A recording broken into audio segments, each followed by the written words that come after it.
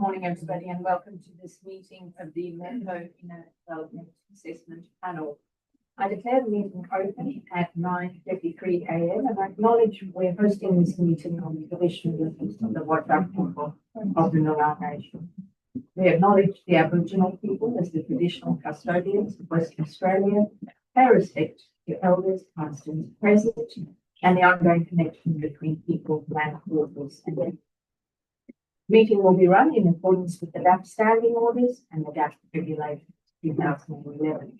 The meeting is being recorded and live streamed on the MIDAP website, and panel members may refer to technical devices throughout the meeting to assist them in considering the information before them. I'd like to introduce the members that will be participating in the meeting today. I'm Stale, I'm presiding member today.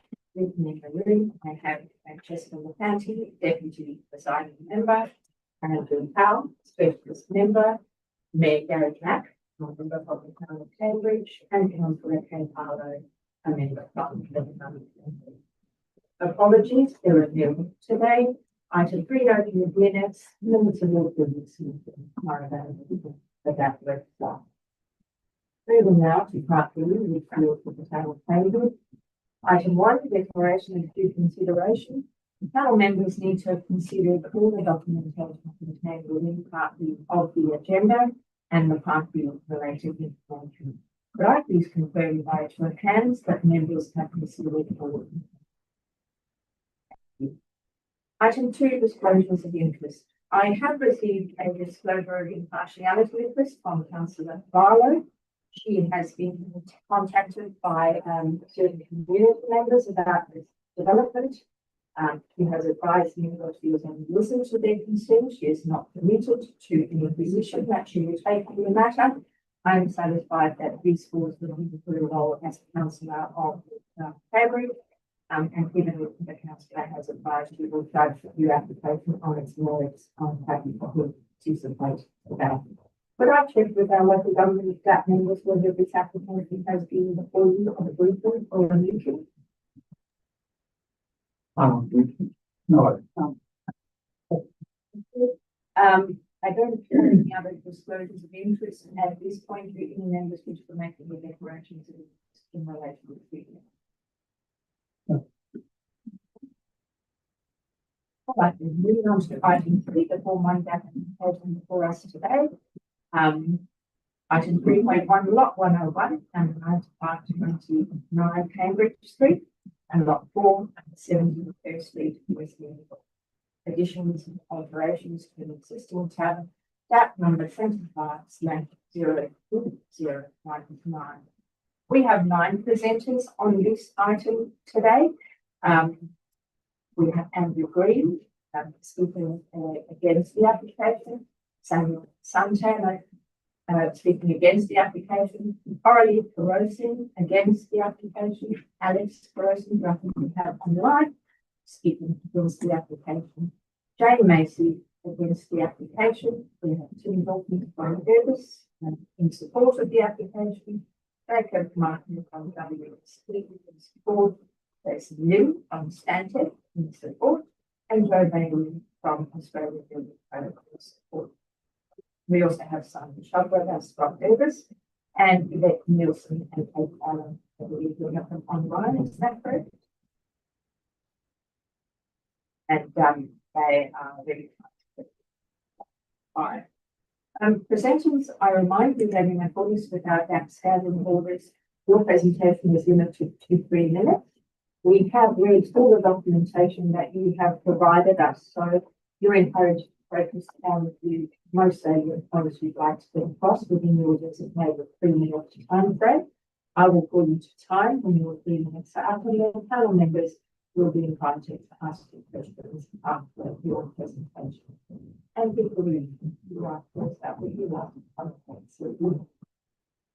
Can I just get everyone to make sure they're speaking up loudly when they're presenting, if that's okay? Just it's a bit hard to pick up on the live stream. Let's start when you're ready. Obviously, I am Andrew Green. I'm 26 show. Students will get to the proposed expansion of Jamie Irish Tavern into its current car park, which will remove all on-site parking. According to the Town of Cambridge parking policy, a town of the size proposed in its application should provide 309 car parking spaces. Under this proposal, removing all parking by expanding the venue significantly increases the burden on surrounding residential streets. The Town of Cambridge is going to be planning strategically clearly states that one of its objectives is to reduce traffic congestion and parking problems. Approving this application would be illegal. In fact, it will directly contribute to that objective by pushing all of the venue parking demand onto the residential streets. The town's existing car park is already full, and we're already experiencing a significant problem with patrons parking in surrounding streets in ways that designated the residential parking payment holding only. These bays exist so residents can park in their homes. When they're occupied by patrons, residents are left with nowhere to park. This situation is made worse by the fact that the Town of Cambridge range controls generally cease at around 5 p.m, which is precisely when the town starts not visible. As a result, there is effectively no deterrent preventing patrons from parking in residential home bays during the evening. But the parking is not the only issue. We're already experiencing regular disturbances involving patrons returning to the unit of this end of residential streets. This includes screaming, shouting, arguing, lots of disruptive behaviour like that. On numerous occasions, there has also been damage property and vehicles. These incidents have real impacts on people, leading to loss of sleep, stress, and at times direct confrontation with intoxicated individuals outside our home. If this expansion proceeds, the town will be able to accommodate up to 570 patrons while providing no on-site parking whatsoever. Very difficult to see how this will not dramatically increase existing problems that we're already dealing with. Approving this effective shift the operational impacts of the town onto the surrounding residential. This proposal asks residents to absorb the impacts of 570-person venue, while the venue itself provides zero parking. It's not good for it's not fun. Thank you. Panel members, do you have any questions for this presentation? Right, thank you. Next up is Samuel. Did I pronounce that correctly, Sam? Very well. All right. Good morning. My name is Sam Sunday. I'm an owner of 24 Kimberley Street, and I was born and raised here, so I've spent a lot of time in and around the area, and I've seen the impact on the residents over decades, even though the venue has changed name from the Here and How to MIDAP since for what it is today, JBO Vibers. There's always been an increase in volatility in terms of what happens in the area. So what I'm raising here today aren't hypothetical concerns. They're actually real things that happen in real time, product value, what still work. So the application asks us to increase the capacity to over 500 people with zero parking, but that also applies to the parking demand for and there's no dedicated areas for large service vehicles either. So we're saying service vehicles parking in illegal spots. There's nothing there for the people to supply computing, food, all those things in terms of catering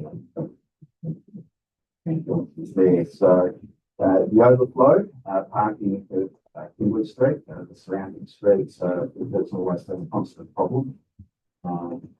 Even though there are clearly marked residential only parking signs, patrons just park there anyway. They're happy to sometimes have this pay fine. So the proposal doesn't help reduce demand in the streets, it just increases it. So that's one of the problems. One of the other main issues too is that the section in which, Cambridge Street, where the venue sits is a pinch point in terms of the traffic flow. It goes from 2 lanes into 1 lane. And during at that very point where it's a single lane, we have ride share, and we've seen ride share people stop there, which just blocks the traffic as a constant flow. So you can imagine at 5 o'clock, 6 o'clock at night, when most of the traffic flow is, and it actually does sometimes block at that point, you can have those issues. Then just forms, I guess, a dangerous and destructive flow to the traffic. And that's on a regular basis, you have both sober and intoxicated patrons wandering through the traffic to access waiting cars and ride shares, during state and so forth. So currently our street, Kimberley Street, is always functioning as an overflow area for the venue. We get at night time party buses and ride share vehicles blocking the street. So you get those patrons coming into our streets. Okay.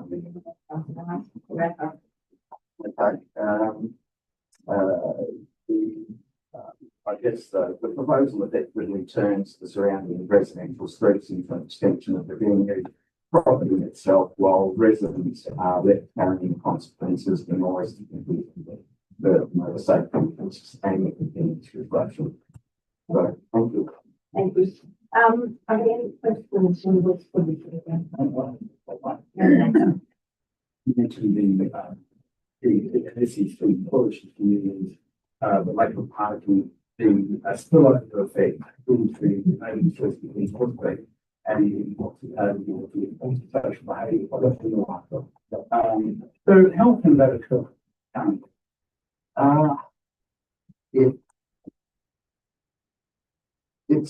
It's sort of constant. It's more like Fridays, Saturdays, and probably major events are the big issues. So some of the major events, you get a lot of disruption.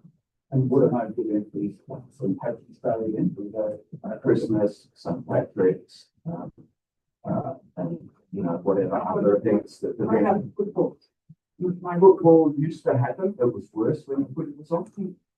That's probably subsided because there isn't the football activity there. But you still get the major events that do have the issues with. I haven't marked down that being on your fences, leaving at sometimes over the period of time have problems, classes, So, but mainly a couple of times with the disruption of the party buses, they actually park right in front of the street, and they have the engines running at 10:30 when the patrons leave. You get ride share that actually go into your driveway. Your lights are into your house, so it goes in and out of your driveway. And I haven't mentioned the other driveway. It's one of the other residents we'll talk about.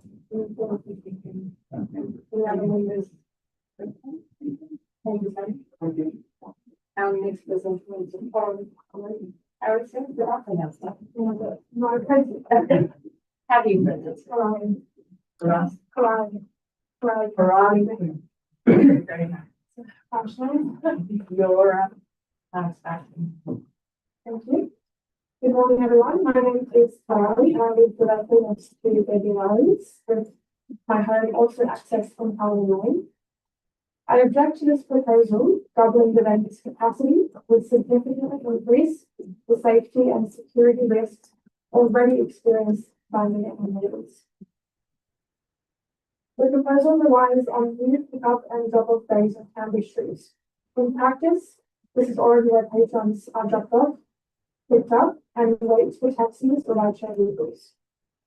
Howard Lane is not just a street frontage, it is the access point to private residential property. It is also where we have experienced loitering, public urination, trespass, and incidents requiring security intervention and sometimes calling the police. The photos we have provided show the laneway entrance, the temporary barrier when it is in place, and patrons using this area to pick up, drop off, and as a toilet. They show that the proposed transport solution would concentrate activity in the same place where these problems have already occurred. Over the last 2 years, we have dealt with repeated incidents involving intoxicated patrons outside our home. This includes people bullying, entering or attempting to enter our residential properties, and at times, security being unable to prevent incidents from escalating. On Feb 1st, 2025, 2 security guards were assaulted by a man who was confirmed to have just left the venue.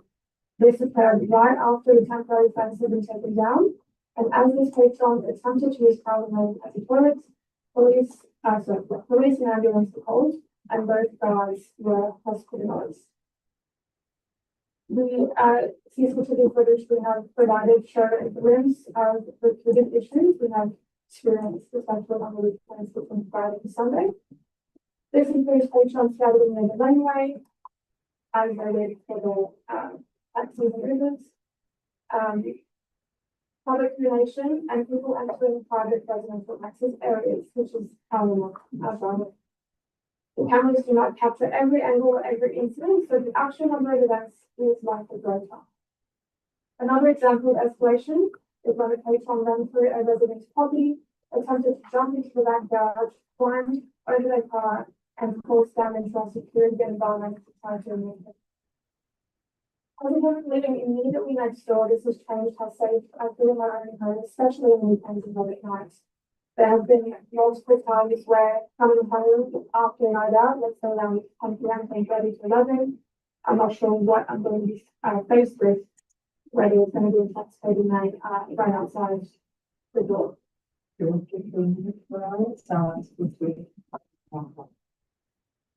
A venue that already requires a physical barrier to stop patrons spillover into private homes should not be expanded into a larger outdoor venue beside those same homes. This proposal would increase patron numbers and formalize these pickup drop-off areas, and that is not a safe planning outcome for people who live that beside the park. Thank you very much. One more, you have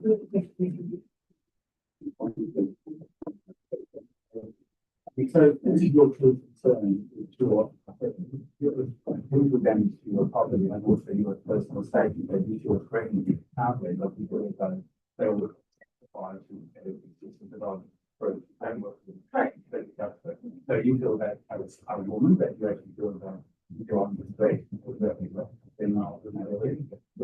It's uncomfortable to be at home alone as my husband went to and hearing, sometimes there are groups of 10 to 12 men involved fighting. It's uncomfortable to be in that situation for sure, living alone for half a year. And sometimes my husband might lose home, he's have to go outside and face these people, and that's also very uncomfortable to deal with those situations.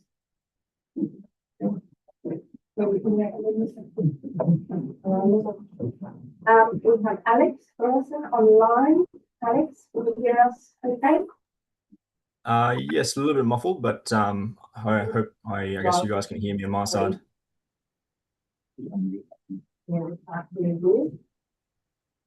Sorry, can you hear me?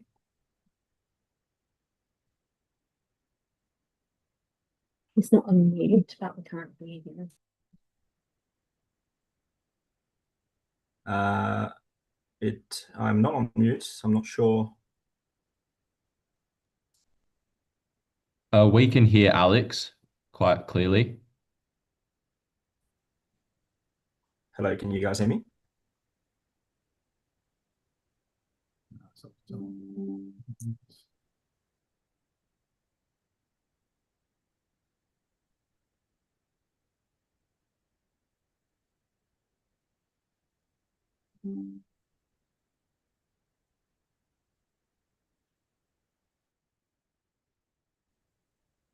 Hello?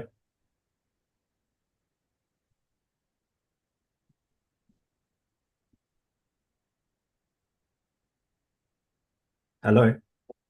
Yes, I can hear you now. Okay, beautiful. Thank you so much. Sorry about that. I'm not sure what happened there.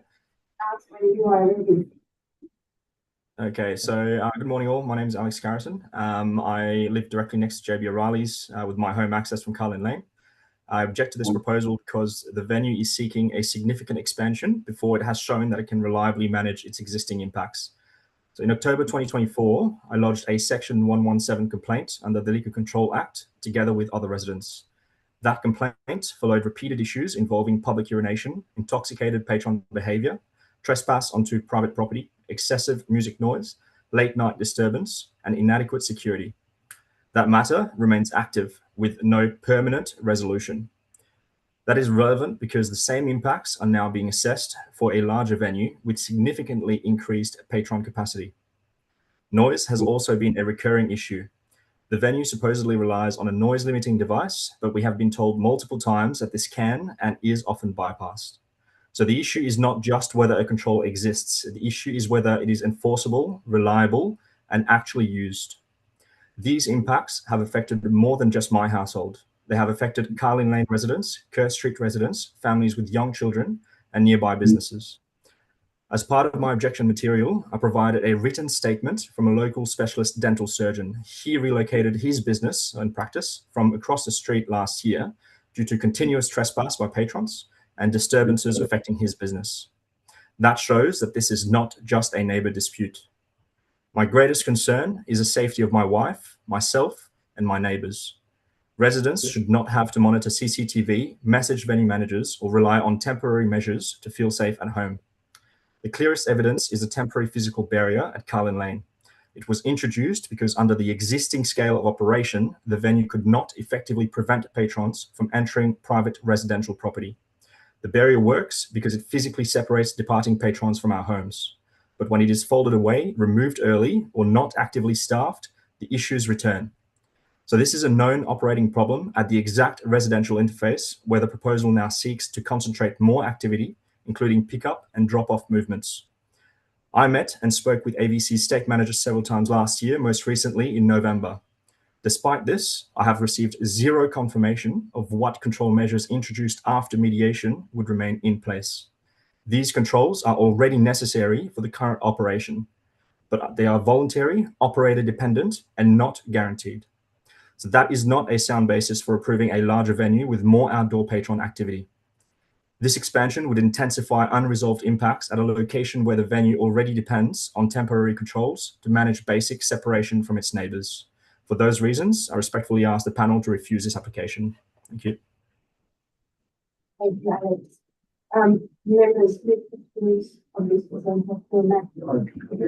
When it comes to the barriers, which that are put there to try and manage patron access to residential streets, you say that it's not there, it's inconsistently erected, or is that what the HISTON really inadequate, which is not consistent? How often would you say that that the barrier is not put in place, or is put in place inadequately, so it doesn't have any effect? Sorry, I'm going to try and make up sort of what you said because it sounded a little bit muffled, but essentially it's taken repeated complaints over a period of 12 to 18 months to, I guess, get some consistency in this barrier being present from, at the moment anyway, it seems, from Fridays to Sundays, which are typically the peak times, right? So from 6 p.m. until approximately close time. Now, we've received zero confirmation as to when this barrier should and is intended to be in place. In terms of, I guess, how useful it is as a control, obviously it has proven to be useful, but it's also evidence, I think, that the current interface already requires some sort of physical separation from patrons to actually prevent them from trespassing on our private properties. I'm trying to get a bit of clarity here. So, after your discussion with AVC, they've actually provided the barrier, and is that being used currently? It's being used on weekends, as it currently seems. That's correct. Is it effective? I would say that that in most of the time is, but I think that obviously it's a control that it's an engineering control, let's say, that prevents people from physically entering our space, right? So it doesn't prevent people from loitering around that area, causing disturbances, obviously, late at night. And obviously as my wife essentially explained just before, there has been instances where security guards have been assaulted right in front of our place. In fact, meters away from our doors. And yeah, that's all I have to say in regards to that. So really what it does is stop people from ingressing onto your property, but it doesn't actually obviously being up, yes, offence of some sort. It doesn't stop noise and other types of answers of behaviour on the patrons, not being possibly penetrating from your receiving. I'm sorry, I couldn't really make up what you said there. I guess, so really, it seems to me that the barrier obviously stops people trespassing on your property, but it doesn't stop the noise, obviously, because I believe it's a fence up with the information being transferred to your home. Absolutely. And I guess one point to make here is, as I mentioned, is obviously this has taken months, right? Over, I guess, talking with, I guess, trying to liaise with the previous operator as well as this existing operator to actually, I guess, put this in place. It was previously proposed by the previous operator, and it was very inconsistent in the way that it was, I guess, being implemented. Now we've seen some consistency from around mid last year, following months of repeated occurrences where the barrier was being taken down early, or I guess where it was inconsistent as to when the barrier was actually being put in place. I've repeatedly asked for confirmation and I guess a written commitment from the existing licensee in terms of I guess when this barrier would be expected to be in place. I have received zero confirmation in relation to that, and they have refused to, I guess, have these or at least agree to these conditions being imposed on the license when suggested even by liquor inspectors.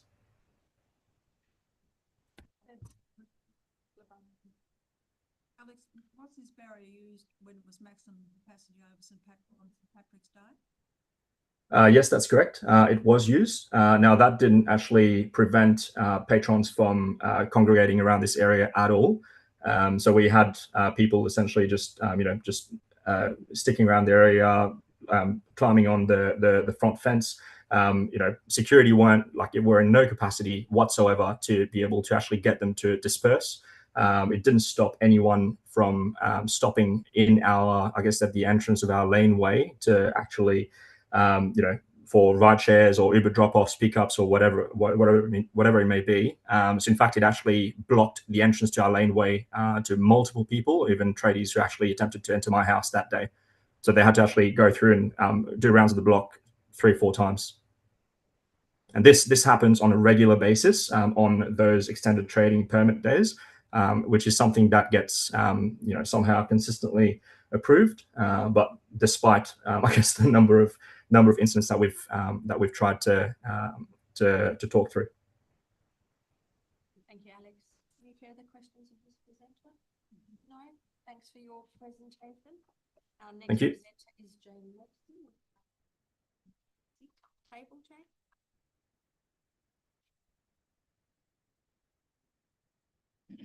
Your 3 minutes starts when you are ready.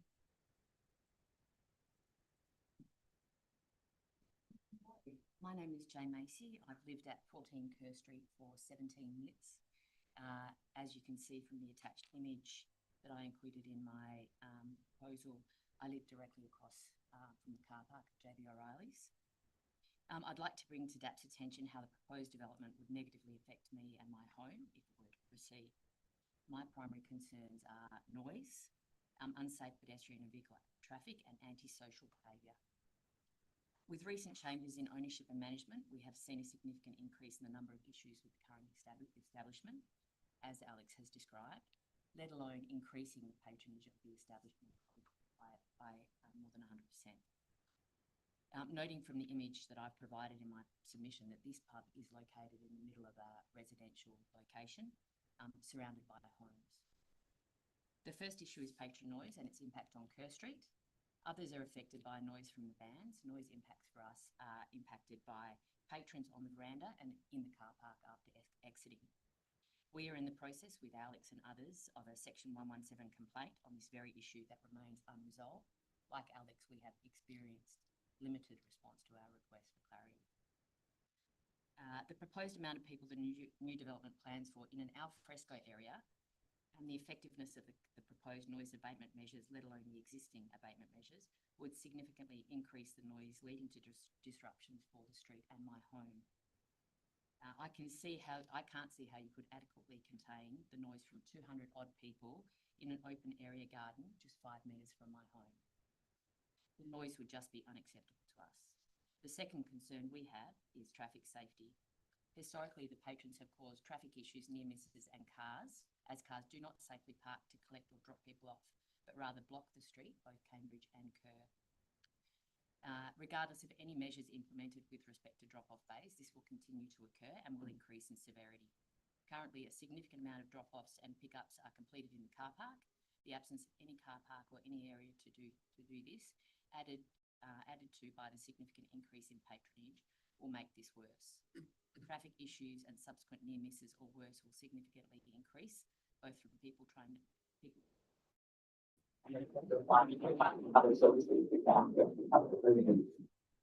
Lastly, as a small lady, in times where patronage in the pub has led me to not feel safe in my own home and neighbourhood.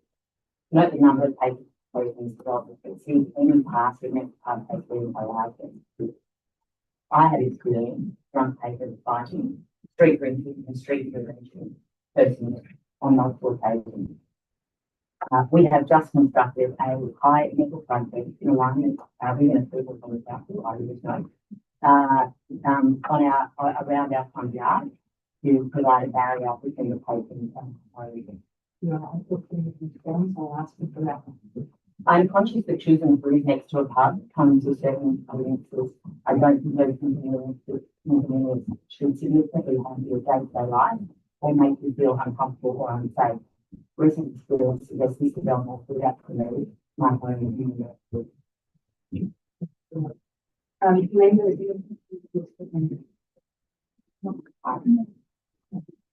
very much. We then present the presentations from the applicant to now, and what I suggest is we are going to allow all four of those presentations to see and then we'll hold our questions from after. So two will do, we'll come and take the table.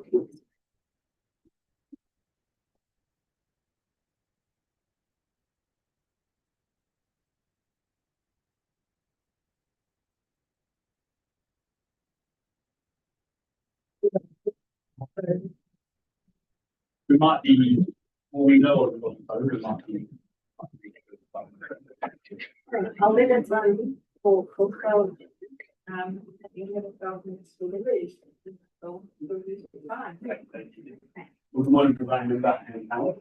My name is Tim Dawkins. I am the applicant, I'm the finance applicant, ABC. We have Jacob from WFC, traffic engineer, Jason from acoustic engineer, Joe Bailey from ABC, who's the site engineer.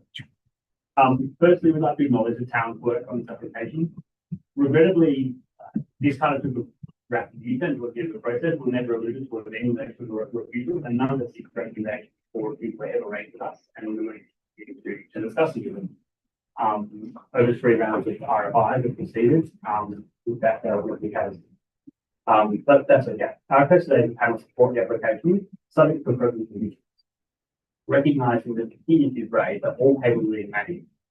There are way too many conditions on this building. Many could be advised, we're willing to accept them all 58 conditions proposed. Because that's something we can people.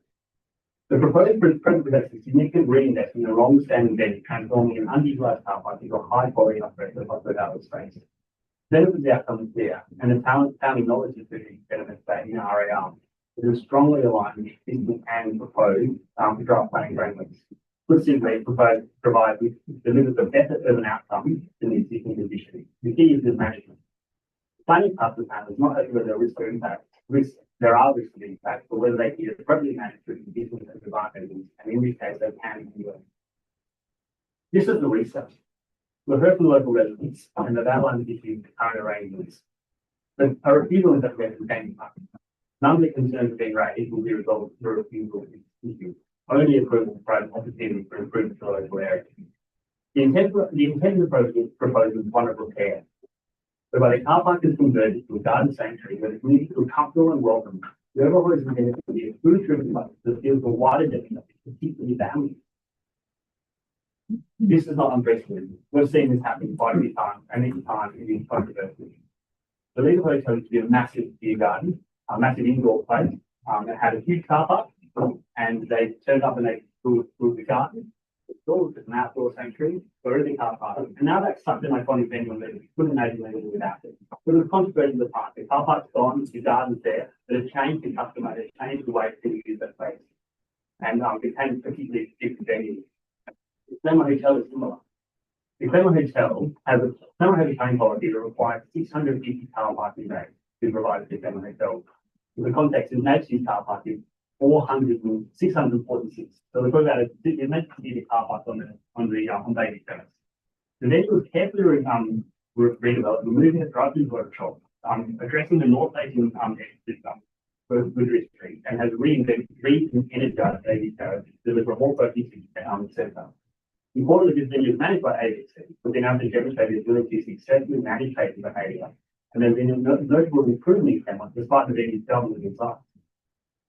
Finally found, this was a venue where outdoor parking area on Hay Street, the city outdoor, was removed and converted to an festival area. Food driven is one of the great meeting places in the city outdoors. It is regularly full of people taking advantage of the outdoor area and integrating in locality that is very critical part of enhancing Hay Street and dragging people down and activating Hay Street and making it a beautiful place. 3 months ago, the West Level pre-construction plan was approved by WFTC and came into force. This plan envisages 2,500 new dwellings in the locality. The very first state of the plan is to deliver an optimal trans-oriented development outcome for the centre that considers excellent access to high-frequency public transport. The leading the part of the transport package. The site itself is allocated doing have 6 stories, and the entire surrounding area is ranges from 4 stories to 18 stories. This site is the residential area, which mixed use, and it's intended to go to centre zone and the draft game, which is now a serious thing. But that new plan isn't even a new ambition. In 2011, the West Level City Centre plan held the same ambition. It says the locational advantages of West Level City is excellent access to rapid transit, 2 train lines, and auxiliary transit make it ideal for public transport as well. TODs are there. But this was written before regional right to easily met. The value of 18 car bays in the context of the existing venue is negligible. Logically, you have the first 80 that get a car bay, and then the next 250 people, 94% don't get a car park. So it doesn't have a traffic impact. But what we're doing is removing the crossover, changing the way people interact with the site, and giving that suggestion to the way people arrive at the traffic venue, and making sure that they plan their journey better. As has been the case, the legal requirement found. Customers don't drive because they know there's no car parking. You're not going to try to get one. There's no opportunity to get one. So they plan their trips accordingly. In terms of noise, the noise has been our first driver because there's a lot of discussion around happy day event, and that is not a very important thing. This was actually a development that was designed with noise at first. So standing being involved is very thin. The design that to make sure we actually do have a space that is fully enclosed. Magnetically sealed it in effect for the noise and will have a resounding impact. The wall along Kerr Street is set back to retain existing vegetation, so it's softened, but it provides sealed connection to the street. The design review kind of wanted opening, so it didn't from the street, but that would impact on the ability for us to control the noise. And the noise without community. And the willing to resolve. Curbside management and servicing arrangements is resolved through conditions of management and enforced through the conditions of approval as have been proposed, and it's common in terms of developments. Likewise, ABC has a strong track record of lead management plans. For instance, Claremont Hotel has 4 on-street loading for 1,600 person venues. All loading is done on the street effectively. In closing, the proposal was the strongest routine competitive design benefits. The proposal closely aligns with the objectives of the locality set out by the framework, and the issues raised are operational and managed through the development and will be enforced. This is not a case of an unsuitable use in case of ensuring appropriate safeguards. We respectfully ask the panel approve the application subject to the conditions and to enable a well-managed, high-quality space and in this local important local venue. On our first objective. Sorry, Dale. Just over 5 minutes. That's all right. Sorry, Dale. Can we just stop for a moment just to they're having trouble listening, like hearing online. So I just want to make sure that we get it right. Sorry, everybody. I do it again.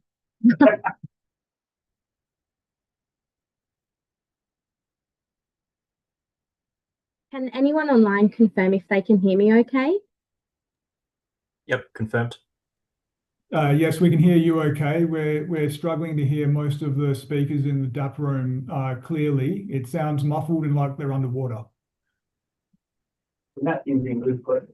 Thank you. It's not coming from there, so it's coming from the speakers in the room. So, because you're actually quite muffled as well. Yeah, you're also muffled. Adam, can you hear me speaking now? Hear me? Yeah, we can hear you. We can hear you, but it is, yeah, as Steve said, yeah, very muffled, unfortunately. Is there I'll any just try another. is there any microphone that can be used in proximity to the speakers? Because I think that's what's causing this lack of intelligibility. Thank you, Miguel. Okay, I've just tried another microphone. Can you hear us okay? Yes, that's very clear. Okay, can you try, Dale? Because I'm clear, but I don't think you guys. Adam, Sorry, just say that again. can you hear me? This is Dale. Can you hear me? Yeah, we can hear you. It's still a little bit muffled. It may be a little bit better.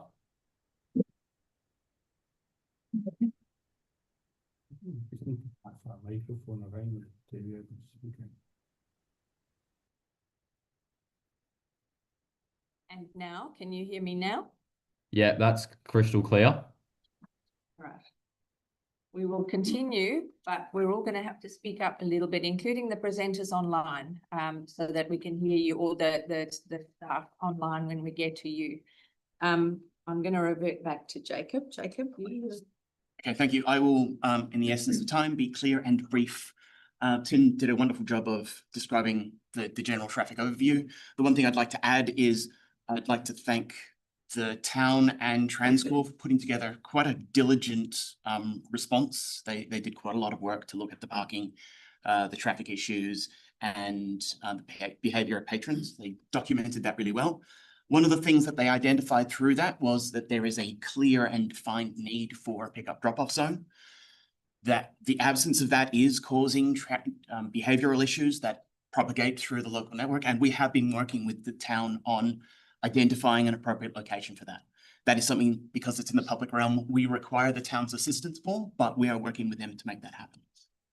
The second thing that they identified was that there is sufficient parking in the network. Now, notwithstanding that there are some behavioral problems with patrons parking in residential streets, and I acknowledge that that is the case, but looking at the numbers, even for the St. Patrick's Day event, there was still parking available in the Town Hall car park. There was still parking available down the road for Coles car park.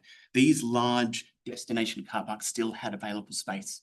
So while there is demand associated with this, and you know, at a peak event, we'd anticipate that there's quite a lot of trips generated, and we've acknowledged that throughout all of our work.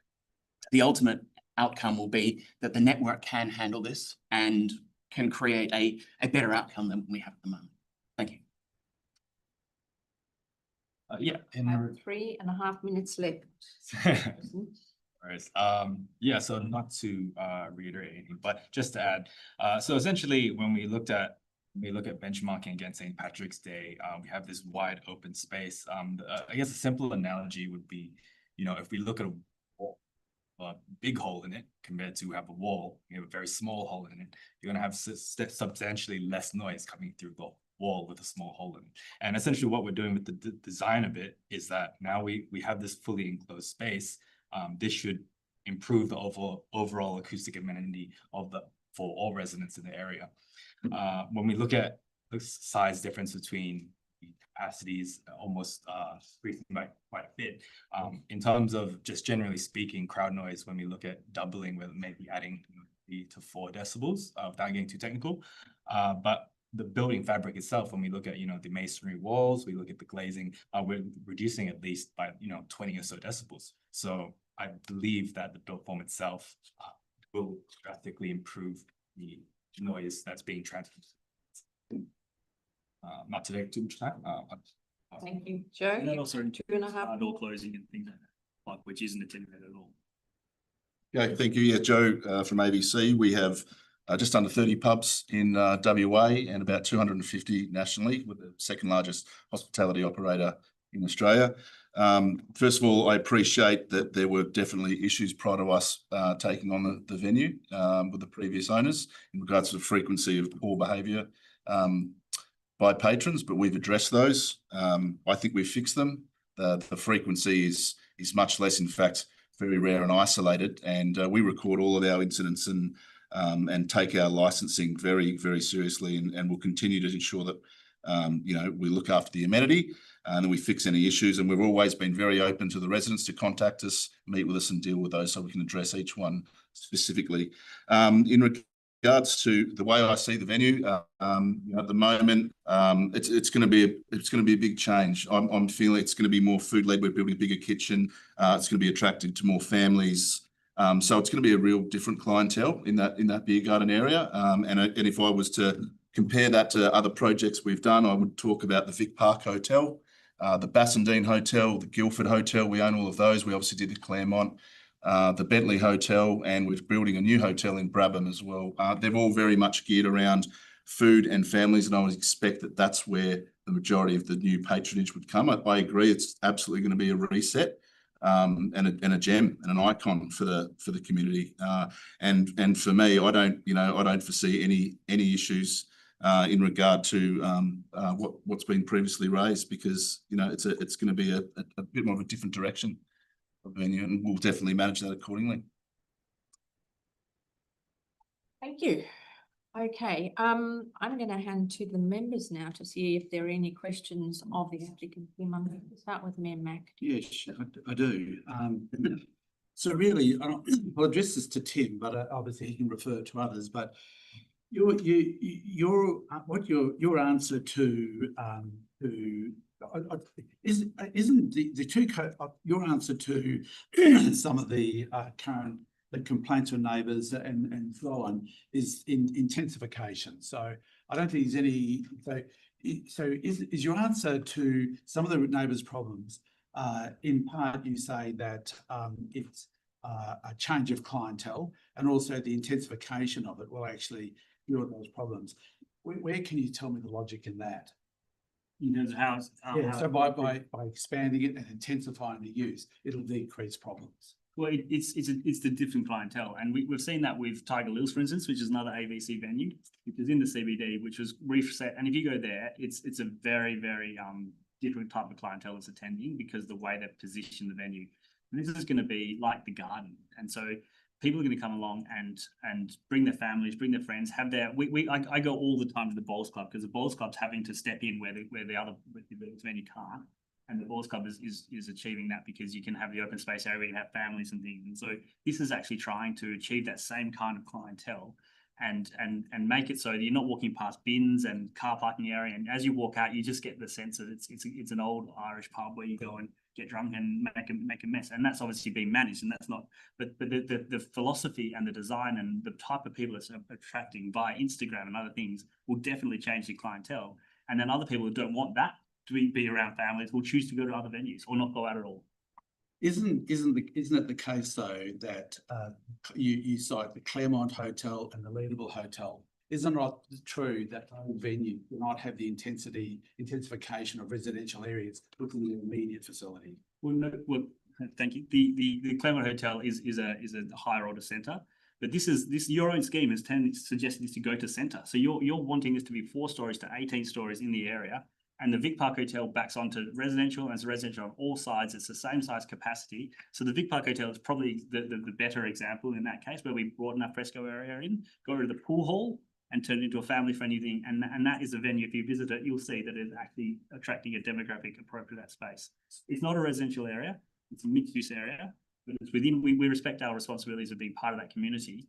But it's a mixed-use centre intended to go to centre zone, and a district centre at that, which is a high order centre. It is, so what you're saying then, because this is, I can't make a deputation here, but so it's Q&A, but so you're saying that you're going to change its nature from an Irish pub to something different. So JB O'Reilly's will just be an Irish in sense of name, but it won't have it's not going to be marketed as an Irish pub. Is that what I'm hearing? I'll leave it to Joe to talk about that. But we had a holding name as Declan's Garden for the pub, because we actually wanted to have it as a place that actually brought the type of zeitgeist to the place, that brought the clientele that would be appropriate to the space. And we thought that would have that feeling of calmness, relaxation, and food, and having all that activity on the street, which you just can't do at the moment. So people seeking that out are going to different venues, and therefore the people that don't want that are coming to the thing. So we're trying to attract them in, but still have an Irish feel to it, and it'd probably still be called JB O'Reilly. Definitely will, yeah. I had a lot of research around JB O'Reilly. He's a fascinating chap. Just getting now to the actual the fact that the footprint of the development is really going to cover the entire site for all intents and purposes. It does at the moment. Yeah, well, it does, but there's car parking, but that's a buffer between, to some degree, between what happens inside the build form and the immediate residential area. So, but I also want to touch on the need of rideshare and so on. There's a lot of talk about parking, but in actual fact, I think that there's only a rideshare that is where people enter, get dropped off, and then enter the facility and get collected and go. Right. Now that's going to concentrate. I think the suggestion is that the town, through negotiation, provides some embayments or some areas where that can actually occur. But isn't that, given the number of people that be entering at certain times, it's going to intensify at certain times a day, where that clearly won't be enough.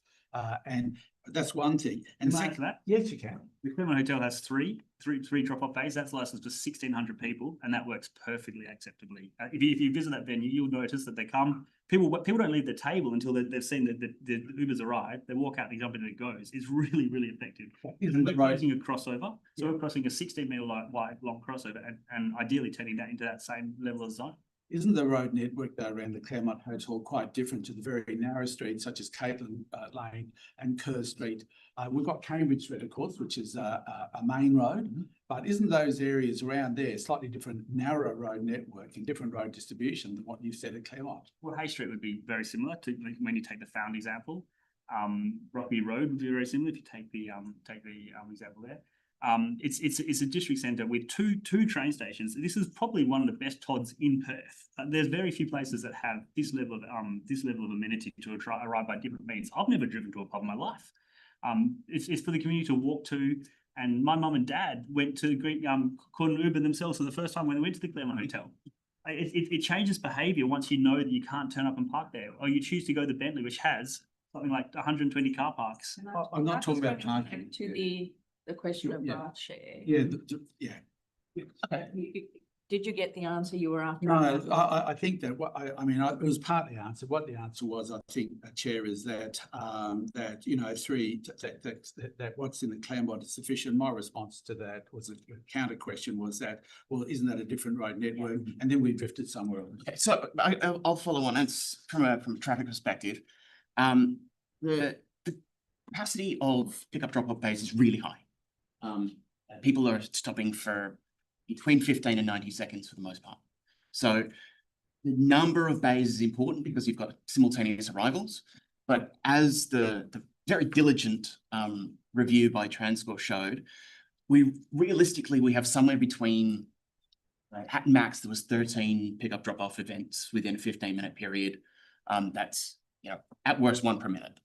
A single bay can accommodate that. The issue that we have at the moment is there isn't one. There are no dedicated facilities.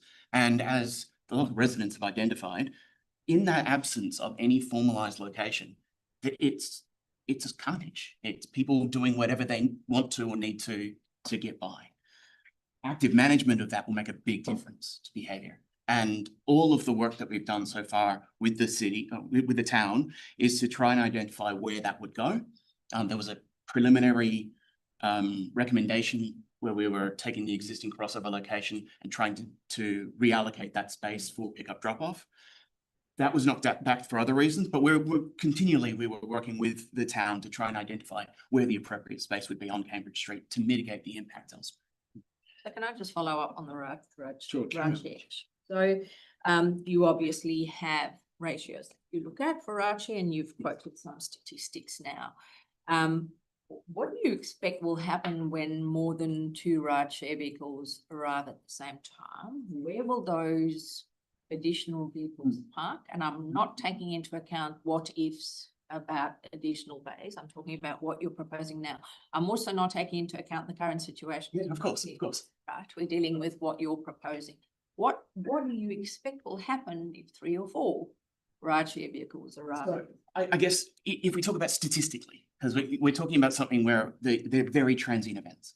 So it's not even as long as when a bus turns up and lets off a passenger. It is much quicker than that. But I acknowledge that we've got currently proposed the 2 bays nominally designated on the south side of Cambridge Street for this purpose. We had also previous discussions about duplicating something on the other side of Cambridge Street to try, because at the moment that only accounts for westbound traffic. We have something that also accounts for eastbound traffic, is in close proximity to the existing pedestrian cut through, so we have a safe crossing point. We can solve these problems with the town's support through managing the on-street environment. Those solutions really aren't solved anymore within the existing arrangement. While there are Ubers that do pick up, drop off in the driveway, they don't want to. And so in the current free-for-all environment, they don't pull into the driveway and park in the car park. They are stopping on the street, and we saw that from the footage. So can I just bring you back? I want to park the current environment for a minute because we're not assessing that. We're assessing what you're proposing. You're proposing 2 bays for ride share, and I'm asking, where will those, if there are 3 or 4, and I've witnessed lots of other pubs where that happens, and you made a point that people tend to wait inside at their table and they get a notification that the Uber or whoever is there. I also am well aware that you then get up from that table and, oh, goodbye and see you later. And there are some outliers. You've got your stats on average, but there are some outliers where they might sit there quite a few. So I'm asking if there are then more than 2, 3, 4, 5, where are they going to stop, do you expect? And what impact do you think that'll have on the safety of pedestrians and other cars trying to use the road? So if we look at if we assume that we end up with 2 on-street car bays, 2 pickup drop-off bays, and I would note that we only have access to the frontage. So for the purpose of this application and the work that we've been doing in the short term with the town, we can't allocate bays beyond our frontage. We can recommend, but this is why we're restricted to this. If we assume those 2 westbound, it is likely that the next vehicle would move down past Carlin Lane and stop on the side of the street. That's just how that would work. Traffic coming from the west going eastbound, at the moment, that's most likely to stop on street or adjacent because there's no facilities on that in that direction. So if there was an overspill, that's how that would occur. Thank you. Thank you, Mayor Mac. I've got a question on that. If they're going right down, they'll be actually, there's a very short distance from JB O'Reilly's to Kimberley Street, really. And you're saying that they'll be stopping there. That'll be blocking other traffic coming down. Let's talk about time of day. I guess this is important because it reflects back on the parking availability in the area and all sorts of other things. But the time of day where we get peak pick-up drop-off movements isn't 5:30, 6 o'clock in the afternoon. It's 9:30 and 10 o'clock at night. At 9:30 and 10 o'clock at night, there are lots of parking bays available. You can see how that progressed over time, even on St. Patrick's Day, which was a pretty bonkers event. There were still bays available at 10 o'clock at night. The survey. Because the survey results show that. Just manage, Mayor Mac, do you have further questions on Raj? No, not the ride share, but I do want to drift to the services and yeah. What I'd like to do is just close off the ride share issue, if we may. Do you have questions on ride share? A specific question on ride share. It probably goes to other range of questions, but you said that essentially you can only deal with what the 2 bays in front of you, and you talked about other bays in the street. What was the consideration about on-site? It sounded to me that you said that and I suppose that's my first thing. My second part is the issue about on-street parking. What action have you done to have this resolved before today? Because it sounds that that the position put forward is only about the street, but not about the site. And I'm curious as to know why ride share can't occur on site. Okay, so I guess if we talk about the scale requirement for how you would need to manage a safe access point within the site, that requires a full turnaround.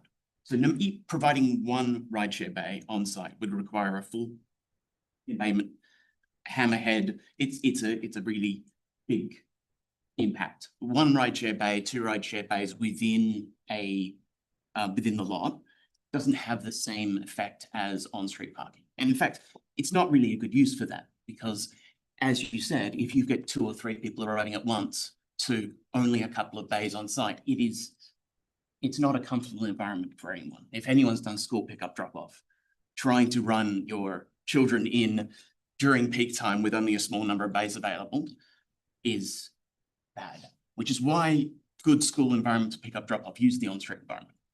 That's what it's there for. What we've done in advance of this is we've had several meetings with the town to talk through these issues and to look at potential solutions. And that was catalyzed the first time when we put in the preliminary design environment where we said these are the bays that we designate for that space. And they came back to say, we don't think that's appropriate. We look at other alternatives, which is where we've come to.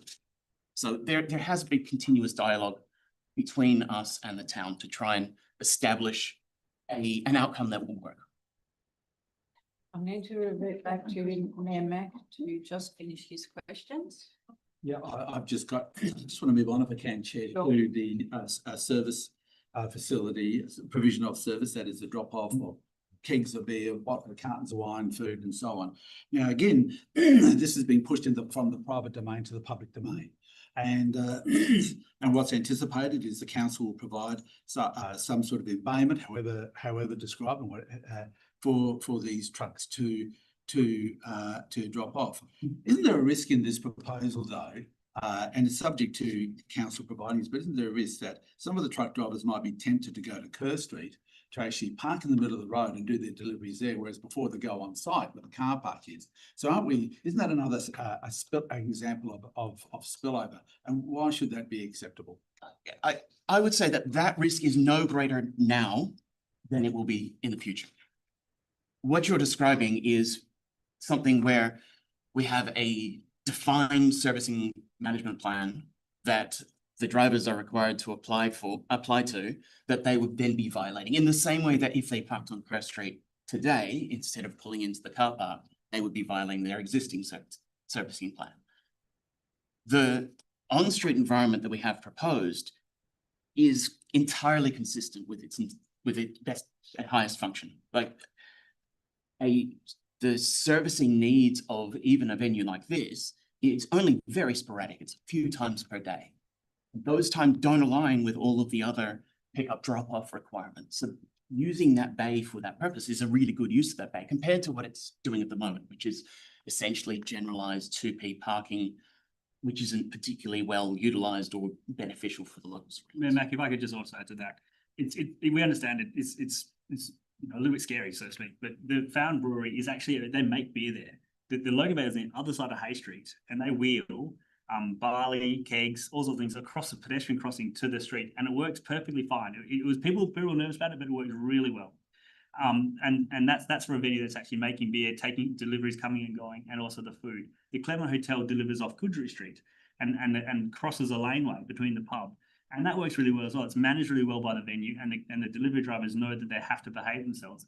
But it works really well, and it's better than the truck coming in, reversing beepers coming on, making a 3-point turn, and the whole enabling of getting rid of this crossover, returning that space to pedestrians is created by the ability to have this space at the front. And that's just a management thing. But isn't it just what keen to distinguish the examples that you use to the current site is that the current site has got on Kerr Street, Caton Avenue, and really as back as Railway Parade, a fairly intense residential area.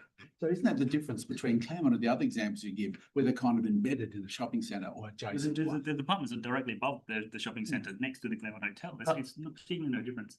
But what I will say is that, sorry, Dale. Mac? We're going to go one at a time. Is what you're saying before you jump in, please. The ability to use the space. So what the conversation we had with the servicing team in the city, which was supported until all of a sudden wasn't supported, was to convert the existing 2 2-hour parking bays to a loading zone in the mornings, and that converts to an Uber drop-off pickup, ride share drop-off pickup in the afternoon. So it's a really efficient use of the space, and that happens. That all the bins are actually serviced back and forth. So no bin presentation on the street. They actually get taken back and forth by the valet. So there's no bin presentation. And actually all of that, what that does is it liberates the car parking space to be able to create this great urban design application. I don't think if we put the application today with the car park and JBRI's geo design review panel, give it a single tick. Okay. So, and I guess the follow-up to that is, yes, we're very mindful of the residential amenity along Kerr Street, which means positioning things like servicing and waste on Cambridge Street is a much better outcome. And Matt, back to you. Look, I'll close off on that and this other panel members, and I'll go to acoustics. Well, shall we deal with traffic? Yeah, first, okay. and then noise? Yeah. Councillor Barlow, any questions about traffic? No, mine relates to urination. All right, let's just see if there are let's see if there are any other questions about traffic. It seems to me that the intensification of the site will require greater levels of servicing. Using a one-off event like a grand final or a next day party isn't probably a good measure of how venues operate. I mean, that if you did that for every DA, nothing would ever get approved. However, the day-to-day management of an escalated busy facility is going to put pressure, and it's not that we have to necessarily design everything for the worst case scenario, but it has to be simple and it has to be straightforward. It has to be easy. And you listed all of the things that these other hotels have in place. And yeah, there might have been some teething issues. Some are town centre and some have other issues. My question is, in your discussions with council prior to this recommendation, did you get the feeling that it was going to be possible to allocate your drive, your crossover, additional bays just down the street? There's 2 there that could be reallocated from. I mean, there's nothing wrong with having service bays to service land use in a council on a road. That's what it's for. And potentially some bays on the other side. And even as a Holyrood or goes up to the north to allow ride share to pull off. Was the feeling that could be achieved before we ended up with this resolution? Yeah. The crossover itself is you can't use a whole lot because it's too close to the corner, but and there's an existing tree which is London plane tree which we don't have. But we could actually fit I think we made six bays in there if we removed the tree and took the geometries around the corner. So that space could be even if you just close the crossover, we could have it as a fresco area. We could use it more suitably, and we get 2 bays and the loading area to the west of the tree and the bin. And there's already a seat in the bin and places that indicatively show they want people to be sitting and using the footpath, but no one ever does. And Jacob, can the bays on the north side of Cambridge, which might be able to be used, if you like, to capture the eastbound deliveries or eastbound passengers, can they be shared so that they move into a drop-off zone after 5 o'clock or something? So they're still operating to service the businesses during the day when there's less demand on a pub that doesn't really open until get busy until the evening. Of course, and there's lots of ways to make this parking environment in the area as efficient as possible. The town have absolute authority to do whatever it is that they think is best for the community. We've presented some recommendations on what that might be, and we were in negotiation with them about where those bays might go. Things like improved ACROD and disabled parking access, the servicing bay, drop-off. All of that was part of discussions that we had with them, and that discussion was ongoing. Members, any further questions about parking or service? Yes, I'm interested about parking ratios and the assumptions used, noting that you're proposing it all to be in the street. And what I'm most interested about is the assumptions based on movement traffic, and particularly how people are going to arrive at the venue, which is indicated that will be a heavy reliance on non-private vehicles. So that's the first part of my question. And the second part goes to the comment that was made at the beginning of, or early on in this meeting, that the proposal is moving to a food venue with different clientele, including things such as families. That's my second input into the question. And the third input in that question is comments around the other facilities such as Leederville, Bassendean, Bentley. I'm familiar with the facilities you referred to. Those that have activated clientele for families include parking area, play area, etc. So I'm interested in the assumptions you've used versus the commentary that has been given about the operation of the facility. And that final question comes to something slightly different, but off you go. So is the question that you don't believe families will come? No, my question is, you've given a series of assumptions that drive the rationale for parking and traffic management to occur within the public domain with limited impact on the residential surrounding. The information that you've said in the documentation and today is that the venue is going to be a different type of venue. And I'm interested in how you arrived at those numbers. I am familiar with many families not catching public transport. So I'm interested in the rationale that you're saying your traffic assumptions are based on, and you are telling us in the material and today that you are actively moving to a different clientele, and you used citing of other facilities as evidence of that. My comment was, please explain, because those sightings you've given me, my knowledge of those is actually quite different than what is presented here today. Not just for my own understanding, are you asking? So I think Member Lafanti is questioning the disparity between we're moving to a more family type venue, therefore the impacts on the surrounding will be less, but patrons won't drive because they're going to be drinking. So I guess we're asking, families tend to not use Ubers or public transport as much as you may. Okay. So I'll try and deal with these in some sort of logical order. First of all, our requirement, or the way I try to structure a traffic impact assessment, is to look at what the worst case might be, the worst practical case. So we looked at the existing behavior that shows very high evening peaks in terms of its generation. So it would, in our worst case, that's what we'd anticipate doubling, is we have a really high peak now and we double that peak. This is what we look at. Can the system hold it? If we change that behavior, that high peak that occurs at 9 and 10 o'clock at night may never occur because the clientele has shifted. So that's one thing. That peak that we were assessing is associated with existing behavior because we're required to kind of project that as a worst case.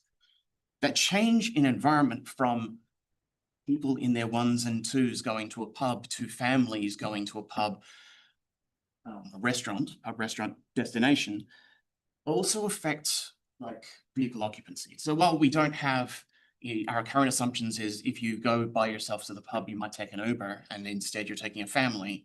Well, your family is 3 or 4 people in a car. We've essentially replaced a whole heap of passenger trips by Ubers by a whole heap of passenger trips with a primary driver.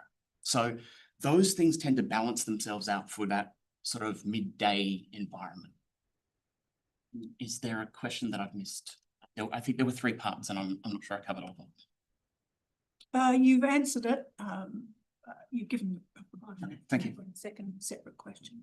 Is it related to traffic and parking? Not just at all right, I'm going to try and group these because otherwise we're all over with issues. Are there any further questions about traffic or parking? My question goes to management measures of traffic, specifically traffic and parking. Let's go with it then. The commentary that so my question goes to the obligations and responsibilities through management controls that the applicant, the operator, is going to take on for managing parking. Because what I'm hearing quite simply is there is none. It's going to be in the public domain and the responsibility of the city or others, not the venue. What is the venue operator taking responsibility for in the context of parking as it relates directly to amenity impacts on the surrounding residential area? So the answer to this question is, how are we going to manage parking in the residential area? How are you going to manage parking associated with your development not impacting the residential area? Okay. Well, we would only really be managing anything around the actual area of our venue, I would imagine. Like, obviously people have permits. If they have permits, people don't have permits, you shouldn't be parking there. But from our perspective, managing where actual people park, which are not our car parks, I'm not sure how to exactly. Can I just then ask another question, because it's a regulatory role is not your role, right? Yeah. But is there anything you can do as the operator to communicate to your clientele where, how they should travel, how they should behave in this to be a responsible neighbour and so on? Is there anything you intend doing to help manage that issue of parking? And yeah, absolutely. Like, I mean, obviously communication on where to and how to. Websites, we can do that through booking as well. So when we can say parking's available here, recommend an Uber, those type of things we can absolutely do to communicate that to customers coming to the venue. When we did Found, on the Found website, or it was Golden West at the time, they had the map that was produced to say, here's the train station, here are the bus routes, and here are the public car parking spaces you can use. And so it was communicated through that, and it was actually posted up in. My second question, specifically to do with parking, is staff.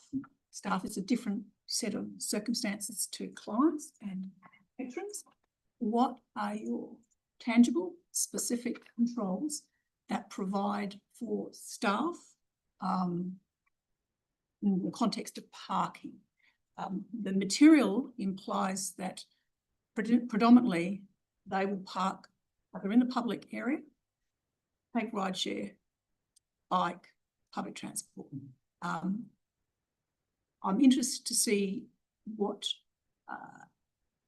the assumptions are that would indicate the parking of staff off-site and the number of staff relative to the number you're requesting is managed, and how do you provide this for your staff and for long periods of time? And particularly in the context of staff, there are going to be staff leaving there very late in the evening. So I want to understand they're not all going to hop on a bike.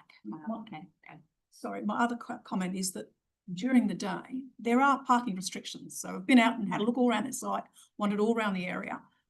There are parking limitations in the area. So what is the applicant, operator, whatever you want to call, how are they dealing with with staff parking, which is for long periods of time? There'll be A Bay on Kerr Street, because that's attached to the additional use property, and that's been designed, and we've repaired that to make it look like a house. So we're trying to keep the suburban street. We don't attract anyone else up down, but there'll be a part for the lockup duty manager. That'll be a car bay secured in that site, so they'll get a car bay. That's one. Yep. And all the other stuff is no different to the moment, because you don't want the 18 staff taking up the 18 car bays. So well, they could, and the venue could say, here's 18 car bays, and you kind of shot yourself on the foot. I used to work in hospitality, it's a long time ago, but I used to catch the bus because I was too stingy, because I was a student and I couldn't afford to drive. So you find ways. It's all timed to our parking. We're happy for it to all to go to resident permit. We wouldn't care less. We can't control illegal behaviour, unlawful behaviour, overstaying car parking bays. That's an enforcement proposal. But it's about getting people to the venue by train, by bus, by Uber, however they choose to come. And if they can't park in the area, there's no different to the existing condition. It's not a real problem that we are trying to solve as part of this application, or can. Because it's not resolved in the moment. Either the 18 bays get allocated all to staff, and no patron gets to use them because they're already full before the venue's open, or they make their way to the venue as they will do in the future. Did you mention about resident permit? Did I hear that, or was that Resident permit, that's the city's prerogative. What, to give it a resident permit to one for each hall of the staff? Is that what you? No, not at all. No, the residents only, so the staff can't park there and they'll get fined. Okay. I think there's probably be a few questions of the staff around resident permits, I think. Are there any further questions from members about traffic parking? I just remind, this area is being rezoned for 2,500 more dwellings, 4 stories, 18 stories in the area. It's going to become a parking challenge, regardless of staff. Councillor Barlow, you had a question about patron behaviour. I'm going to take your question and then I'll ask the rest of the people if you have questions about Well, as has been demonstrated by the community about antisocial behaviour and urination. And I note in your plan, for 400 to 500 people, that you've only got 4 female toilets and 2 male urinals, isn't it? Oh, geez, I don't know that. That's actually strongly controlled through the health regs, and so there is actual venue numbers. I don't think that could possibly be that right, because found again was 299 people, because if it went to 300, we'd have to have something like 6 toilets. Sure. And this is going to that's all governed by the liquor licensing and the health act. But I'm reading it on the plan, aren't I correctly? I think that is correct. I can relook at it, but whatever we. Areas health, right? Yeah. So 4 female toilets and I think 2 male urinals and 2 ordinary. Am I reading that correctly? I think we've added additional toilets in there. I don't have the plans on there right now. And so that's been one of the main concerns of the community, that there hasn't been actually sufficient toilet facilities. And also too, would there be a disabled toilet in there? Yes, there has to be by law. You've got that. The plans. There's the DDA. The DDA is the disabled toilet. You have the female. Yeah. So we've got our existing toilets there. We've currently got. So the grey, have you got the plan? The grey shadow is existing. So that's the additional. So it is 8 female. Right. Yeah. We are providing. Yeah. So we've added more toilets. Thank you very much. You had me shocked there for a second. Yes. Let's deal with patron behaviour. Mayor Mack. Look, we've heard from various residents that there is that under this proposed development, as I said before, the footprint will actually cover in essence the entire site, and so patron behaviour they will egress from the site, and they will go onto the streets to the street, Caitlin, even further back to Railway Parade if they're going to walk to and from the train station. Now, and you're saying that this is curative because you hope that the venue will attract a different type of patron, but then they're still going to have the nature of an Irish pub. So and in the past you've said that you've put barriers up there, but in actual fact, by actually doubling the venue, despite actually and retaining its name or its character as an Irish pub, that we are still going to get more than what is currently existing now, behaviour of people, what I'll generally call antisocial behaviour, which covers urination, speaking loudly, fighting, and so on. That's going to intensify as well, isn't it? We don't think so, no. And so when it comes to so really then what we are relying on is management controls over this type of behaviour.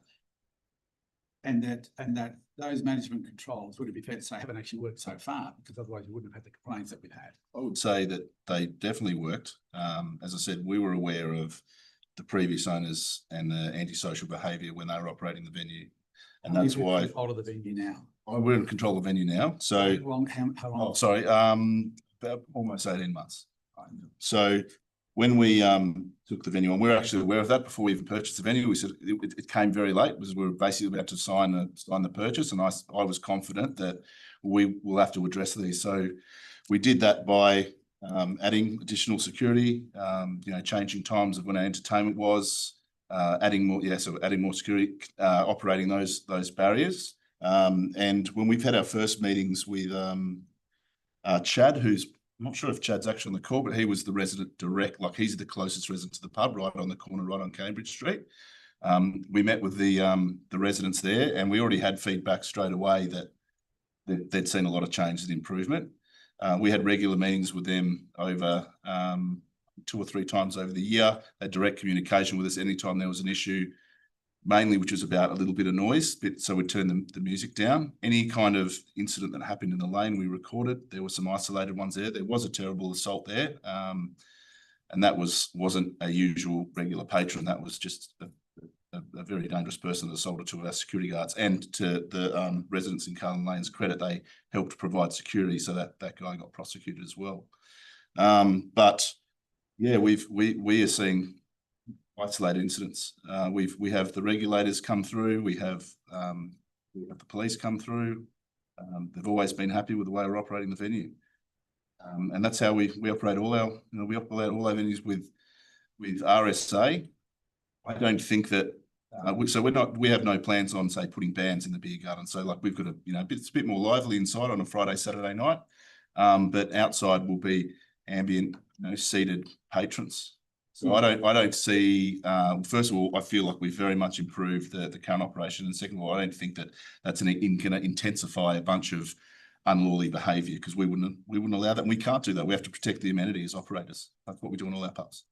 Just to follow up on that, though, I mean, I'm not talking about sort of at this stage. I'll come to noise later on, but about bands and so on. But there's a number of residents on Caitlin Street, and they have to walk to and from their homes sometimes late at night if during shift work and so on. And we've heard that particularly some of the females, feel there's their safety at risk. They feel safety because people under this proposal will go virtually straight from the licensed venue within a metre or two, and then they're out in the public domain, the footpath.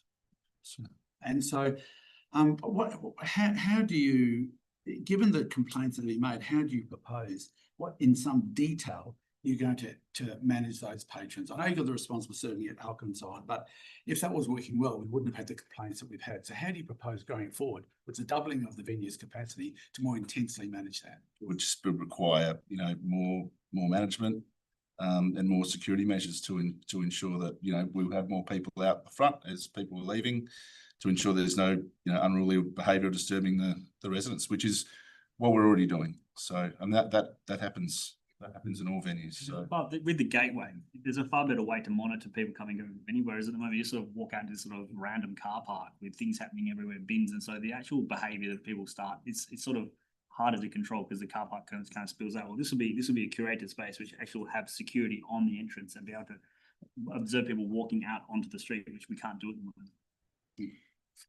Other members, issues with questions about patron behaviour? Thank you. The question, I suppose, goes to amenity as patron behaviour, links directly to, from a planning perspective, planning amenity. And in this context, planning approval or determinations run with the land, not with the operator. So thank you for your comments about your operation. What I want to get clarity on is what are the tangible controls, permanent controls, not just management operational controls that run with the request in this proposal. So what I have read in the material is that a management operation or an operational management plan, which means personal intervention, a range of control. What are your permanent, tangible controls that you say are specifically requested now as part of this application? Not necessarily, because we've heard from the residents, we've seen lots of material that talk about the impact. They've talked about the provision of security, no confirmation about permanency of it, and it can be removed at any time. They've talked about a whole variety of amenity impacts associated with behaviour. So my question is, in addition to operational management plans, what are your tangible controls that you are physical, that you are proposing as part of this development, which addresses your request to increase the intensity of this development, that deals with those amenity issues? What actually are they? So all of our venues have a patron management plan together, and we'll put that specifically together for this venue. And it will be linked by condition of approval and by binding upon future parties, if that's what the concern is. That management. My concern is, what are you doing in addition to a management plan? What are your physical controls built into the design of the proposal that you are putting forward, part of more tangible addressing of amenity concerns, which relate, I accept, to the current operation, and I'm not actually interested in the name of your business or whether it's an Irish-based pub or anything like that. I'm saying you are asking, you've got a current space, a current capacity. You are seeking to substantially increase that capacity. What are those specific tangible controls? Because the operator, the owner can change. These are about what goes with the land on a request to physically expand the development in the manner that you've put forward. Is that a building question, like noise attenuation of? It's not just about building noise. It's about how are you addressing the amenity impacts that have been identified with a smaller development to a bigger development. It's very, very difficult for any land use to manage the behavior of their customers in the public realm. So we're limited to what we can do. So what are you doing? So one of the biggest shifts that will occur as a result of this is to create a better defined space for people to wait, because that's part of the conversation back from the local residents, is that we have poor behavior for pick-up drop-off, we have poor behavior for people leaving the venue and waiting in the space. So that can be managed much better where we have a defined location. The advantage of this fully enclosed car park area is that is a place that is controlled in a way that, like a publicly accessible car park that then spills into the street, is an entirely different. So how does that actually, so talk a little bit more about how does that actually differ? Because holding people in a venue is one thing, letting them walk out the door is a different thing. So I'm not clear I'm following how you're saying what you've said in terms of managing amenity impacts. I didn't follow that. I'm not sure any venue can do that. The Clement Hotel is 1,600 people. Gage Rose is 2,000, and people are monitored by the pass as they're consuming alcohol. So it's about the responsible service of alcohol in advance before, and then monitoring as they leave, and making sure people are managed and controlled in a perceptible way.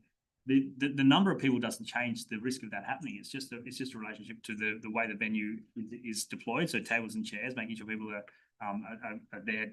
It's not a club. It's not a people coming to see a band, and the way that they're monitored as they enter and leave the venue. There's really not a lot more we can do. So that goes to my sort of, I've got a slight sub issue that leans from that. I don't know if I can raise now. Is it about patron behaviour? Not really. Okay, let's just see if there are any final questions on patron behaviour. All right. So my other issue, I suppose, goes really to a land use question and a scale question. Today, you've talked about what the new operator is changing the way the facility is going to operate. I've already referred to family and other types of things. You've talked about some ways that you'd say you can't control outside, but you can control inside. The plans show us all this seating. The numbers that you've asked for in terms of actual capacity, how does that align with what the seating is? Because my calculation on the seating is that numbers are substantially lower than what you've requested. Now, that is something that is inconsistent from my perspective in what you've just told us about seating and changing the clientele. Again, I would like to get some clarity around this. I'm back on my same point, which is planning runs with land. And you're asking for a tavern of X amount of occupation, but you've described today that the operator is not looking to do that. They want to have seat down area for clientele. So there is a disconnect in my understanding on what the plans tell me, what you've told me, and what the request of the application in numbers actually is, which goes to intensity. Yeah, for sure. It's really coming down to finding when it comes to capacity, the amount of toilets, the width of the exits, all that sort of thing. So when we're putting a venue together, then we calculate what the patronage number would be there. I wouldn't be intending to have 590 people in that beer garden all the time. Not at all. And, you know, similar with the Claremont, we've maybe had 1,600 people in there once, but that's more in regards to just what the capacity So what are you is as a building. requesting from us today in that respect? Are you, So can I just clarify, sorry, can I just clarify? What I'm hearing here is you are talking about a more family-friendly venue, which then I derive from that families will be seated at tables. But your capacity is way more than what tables can accommodate. So that tells me there's going to be a lot of people standing around drinking. That's not a family-friendly environment. So what is it? Is it your occupancy is way more than the family-friendly impression that you're creating? So yeah, I see where you're looking at the numbers, and there's, you know, like a patron per sort of square meterage. That's how it's worked out. So some people think that's 590 people are going to be in there, and there's not enough seats. There won't be 590 seats in there, and I would imagine that, you know, as I said, I don't expect that kind of capacity in the venue, you know, at all times. Maybe on one day of the year, St. Patrick's Day, when we pull out some tables, and aside from that, it'll be very much more geared towards what furniture we have and where people can sit. And if people can't find a seat and don't want to stand, then they'll probably go somewhere else. It goes to that point. My question goes to, Isn't that right? so the request for us today is a number, capacity. What we've talked about today is a lower number, and you've confirmed that in terms of what the direction you're proposing. What is the planning control that aligns with what you've just told us on that specific issue? Because according to my read, you can have on a 500 odd capacity without reference to anyone a change of the function of that facility, not just yourself, but any prospective operator of that facility. So my question goes, we're dealing with a planning request for a development that runs with the land. What do you say the planning control is that reflects what you're telling us, but what the words in your supporting submission tells us, or I read, as saying something different? It's really difficult because planning interferes a lot and intersects a lot with liquor control. So it's a role of the Liquor Control Act predominantly to control those sorts of things. And because that antisocial behaviour, the venue management behaviour of patrons after they leave the venue, that's all Liquor Control 1988 domain. That is not the Planning and Development Act domain. We're stepping out of it. So what is your planning control? So I understand what you're saying, and I accept that the liquor licensing is separate to what we're dealing with, but we're actually being asked specifically in relation to this, a number that associates with this. So sorry, can I answer that? Let me just, a scenario, and what I'm hearing from you is the scenario that, and I'll use the word selling, you are selling us a concept today that is family friendly, and there's going to be tables, and it's more an F&B than just a tavern. It's more food orientated and so on. So that's what we're hearing. But there is nothing, once we've granted this planning approval, that runs with the land and not with you as a good operator, could be another operator in future that runs with the land. There's nothing stopping you without further planning approval from removing all those tables. There's a Liquor Act. So the Liquor Act will say how many people are seated, how many people in each area. It actually divides it down by room. If you ever look at a liquor control board, it's actually really, I feel like Al Capone half the time. It's really controlled where you put the chairs, how you put them out, what time. In a planning sense, venue numbers has two purposes: car parking and noise. It's not, most town planning approvals don't even talk about venue numbers. 9 times out of 10, we don't talk about venue capacity numbers in town planning approvals for pubs.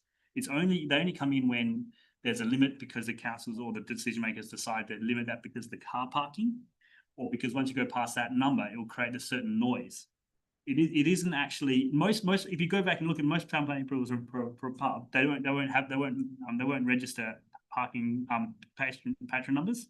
When we get our Section 40 certificate under the Liquor Control Act, they'll ask the local government saying, are there any controls? And they'll say, yes, in this instance, it's 500, whatever, on the control.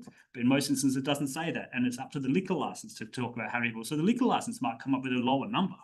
It might very well be reduced through the liquor licensing thing. And that is the domain of a different act and a different regulatory body. So for me, I'm trying to, and I accept and acknowledge the liquor license role they play. Mine is really around understanding what's being requested in a planning sense.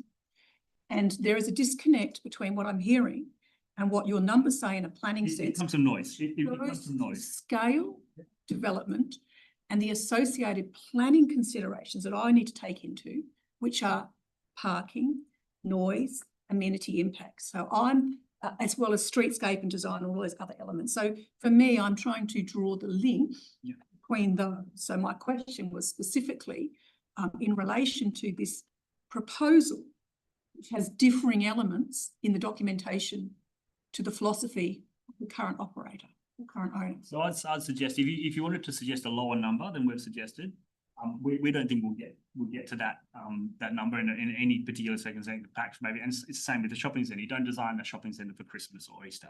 That's when they're busy. It's probably grand final day and St. Patrick's Day. But it comes from, it's derived from noise. So we're saying, we've done the noise modelling saying this many people would actually be able to achieve an environment that still complies with the noise regs. Another regulation, another separate legislation controls the venue. But we're saying once it goes past that, and so that would be a legitimate planning reason to have a venue capacity attached to it. If we didn't think that the venue could support itself despite it being a TOD because the car parking in the area, we could limit it as well. That would be a legitimate planning stage. But the behaviour of patrons and the way that they leave the venue is not a legitimate planning condition to attach to a river like this. Andrew, on that, Tim, council in their recommendation have attempted to put numbers on that to limit the number of people in the alfresco area, which actually relates to roughly how many seats there are out there. Is it 200? 240, sort of between 10 and 12. We'd be happy to accept that. So they're sort of saying in that alfresco area that I think there's about 250 seats. They're sort of saying everyone needs to be seated, which does change the tone of those things, but it does refer to 570 as a total number at any one point. And that number came from you originally, the 570, for modelling purposes, is what you're saying, I suppose, noise modelling. And toilets and other things in terms. We would be able to get a liquor license beyond that. We will, so they're the controls that come from other. And I'm sitting here as, and you're saying, I have no other reason why I should make up another number because I don't know that 400 is going to make it, 17% less inebriated people on the outside of the pub. I can't. There's no evidence to suggest that. So we sort of have to work with the numbers you've proposed and the numbers that council's assessed and the number of seats you're showing on a plan. But as Member Page says, the next operator removes all the tables and shoves 570 footballers in. The liquor license still exists, and that's fine on future parties. But as I said, we'd be happy to go with the numbers proposed because it's the number is actually about how many people can sit in the venue. So we'd totally be happy to have the number that relates to those chairs as a condition. Can we move to the issue of noise now? Because I think that is sort of the other substantive here. And I'll hand to the other members in a minute, but I note that you've said the proposal can do the noise regs or the assigned level in the noise regs, but it seems that's contingent on all your operational management measures being employed in conjunction with some build form measures. I have been exposed to premises elsewhere in a regulatory sense that spent a considerable amount of money on roof structures, and they employed a raft of operational measures, and there were still regular exceedances. So how confident are you that these measures will be continuously employed and amended as necessary to manage noise impacts without imposing a significant operational burden on the town to regularly pursue compliance? So you're saying if we do all these things, we can meet the assigned levels. I'm looking for more than that. And I want to know what you're going to do to make sure that you will meet the assigned levels on a regular basis or a continuous basis. Yeah. So I guess from a purely acoustic standpoint, when we look at, as I was saying before, the current design and the build form of the outdoor area put in our report and what I know of the design, should be sufficient enough to attenuate the noise, right? Previously we were modeling based off a operable roof, and now we've changed to a fixed roof. And that fixed roof essentially again uses that need to have an operational measure needing, so where like during the day maybe it could be open, and then but now it's just because it's fixed, correct? Now we've reduced that risk of having to if there's any gaps or anything, it'll just be fixed. So in that sense, when we look at the numbers, when we predict them, they are compliant. We've also limited the music noise levels to be at a specific level, low enough that through the roof, the patron noise and the music noise will be attenuated enough that it will comply at the closest receivers. So what will you do if noise exceedances occur despite your proposed build form and operational control? So the ones that are currently proposed and the town has sort of locked in some conditions to try and further manage, what happens if you still exceed? Because like I said, I've been exposed to premises before that have spent millions to try and manage noise impacts, particularly certain base levels of music and. What happens if you start operating and there are legitimate noise complaints and it is shown that you're exceeding levels? What more could you do at that point? Or does it become at that point, well, there's really nothing else we can do, and then you actually run the risk of having a drama? So I'm wondering what more you could do than what you're currently suggesting. There are exceedances. Yeah, 100%. So I guess what we typically see on a range of other projects is compliance testing, right? And again, we've designed this to be the worst case scenario. Again, it's not going to be a worst case scenario every single night. A typical operation will probably have a lot less than that. And then based on that, again, we've also put in the condition that there would be no subwoofer, because again, aligning with what the intent of the venue is to be a bit more family friendly. We don't assume, drum and bass to be playing every night as well. So that low frequency, but like you're saying in other venues, they might have been designed for low frequency. As we know, low frequency travels much further and it's harder to attenuate. But because now we don't really have that presence, I believe that the performance of our build form should be sufficient. But in saying that, yes, again, compliance testing, when we know that like on a typical night, maybe it is exceeding, it's not. Again, we can look at potentially seeing, well, we would have to investigate, right? Like obviously our model assumes certain assumptions when it comes to, a mix of males and females and things like that. But you would have to look at it and see, okay, well, what's exceeding? Is it the patron noise? Is it music noise? Music noise is in a way easier to deal with because you can reduce noise levels. So that's one thing we could do. From an acoustic standpoint, I feel like that's a responsibility there. But is there anything you might want to... Operationally, we do this now is we take noise readings all around the venue. We have pages and pages of recordings of that to make sure that we're not exceeding the regulations. So, and then if it's loud, we can turn it down from a music perspective or patron. And it is a changing area. The noise regs are dynamic, so it's basically on the nearest sensor receiver. Your plan talks about 4 stories all around this area. So there's going to be a whole bunch of new residential development, 18 stories. And so we'll have to adjust when that arrives, we have to adjust our noise in response to that. So it's not even today's conditions. We have to continue to monitor and adjust it and make sure we're still complying with the law, which is the noise regs. Okay. So questions, we'll debate that at the appropriate time. Councillor, other questions? In relation to the type of material that you're going to use to block out the sound, science actually has advanced a lot in this area. And so what type of material will you be using?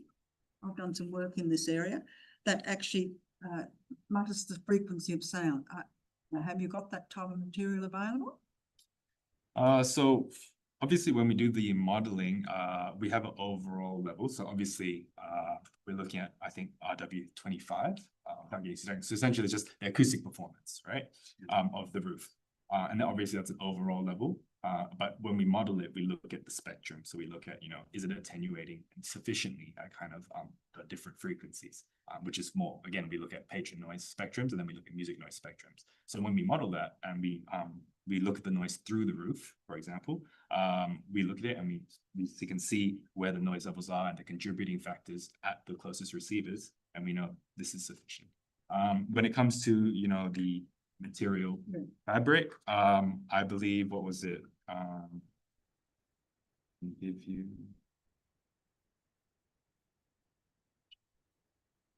When we ran it, we were okay with, you know, you could do 12 mil perspex, again, which is, we use that, for example, when we look at SPP jobs, when they need the visual interface. That's sufficient enough to block, you know, traffic noise, which is, you know, cars driving past, things like that. Again, which is also similar in the sense of that it is lower frequency noise. So I believe something like that. We've also run with, again, with the steel sheet. We're looking at 2 millimeters. Steel is pretty thick, very dense. And again, another point, when we look at if you consider a empty room, obviously very, very noisy, very echoey. But again, when you have those patrons and you have, you know, clothing, we know the coefficient of roughly how much sound is going to be absorbed through clothing. So we know that noise is going to be accurate through the roof. Further questions about noise? Yeah, I've got some. Now, isn't it true though that when you're looking at the roofing material, because the issue here is that, and you say that it's RW25 and that, you know, 12 meter perspectual acrylic, I think is in your report, plus 1 millimeter of sheeting. That's going to be enough to actually attenuate the noise. But isn't it true that the roof itself is going to be a source of them? Because the dominant noise pathway is going to be through the roof. It's going to be hemispherical. So actually, despite the wall being built and, you know, the analogy being a small, you know, the whole issue, which you mentioned earlier on, that it's going to be hemispherical. It's going to go down to ground floor level. And that's where the residences are.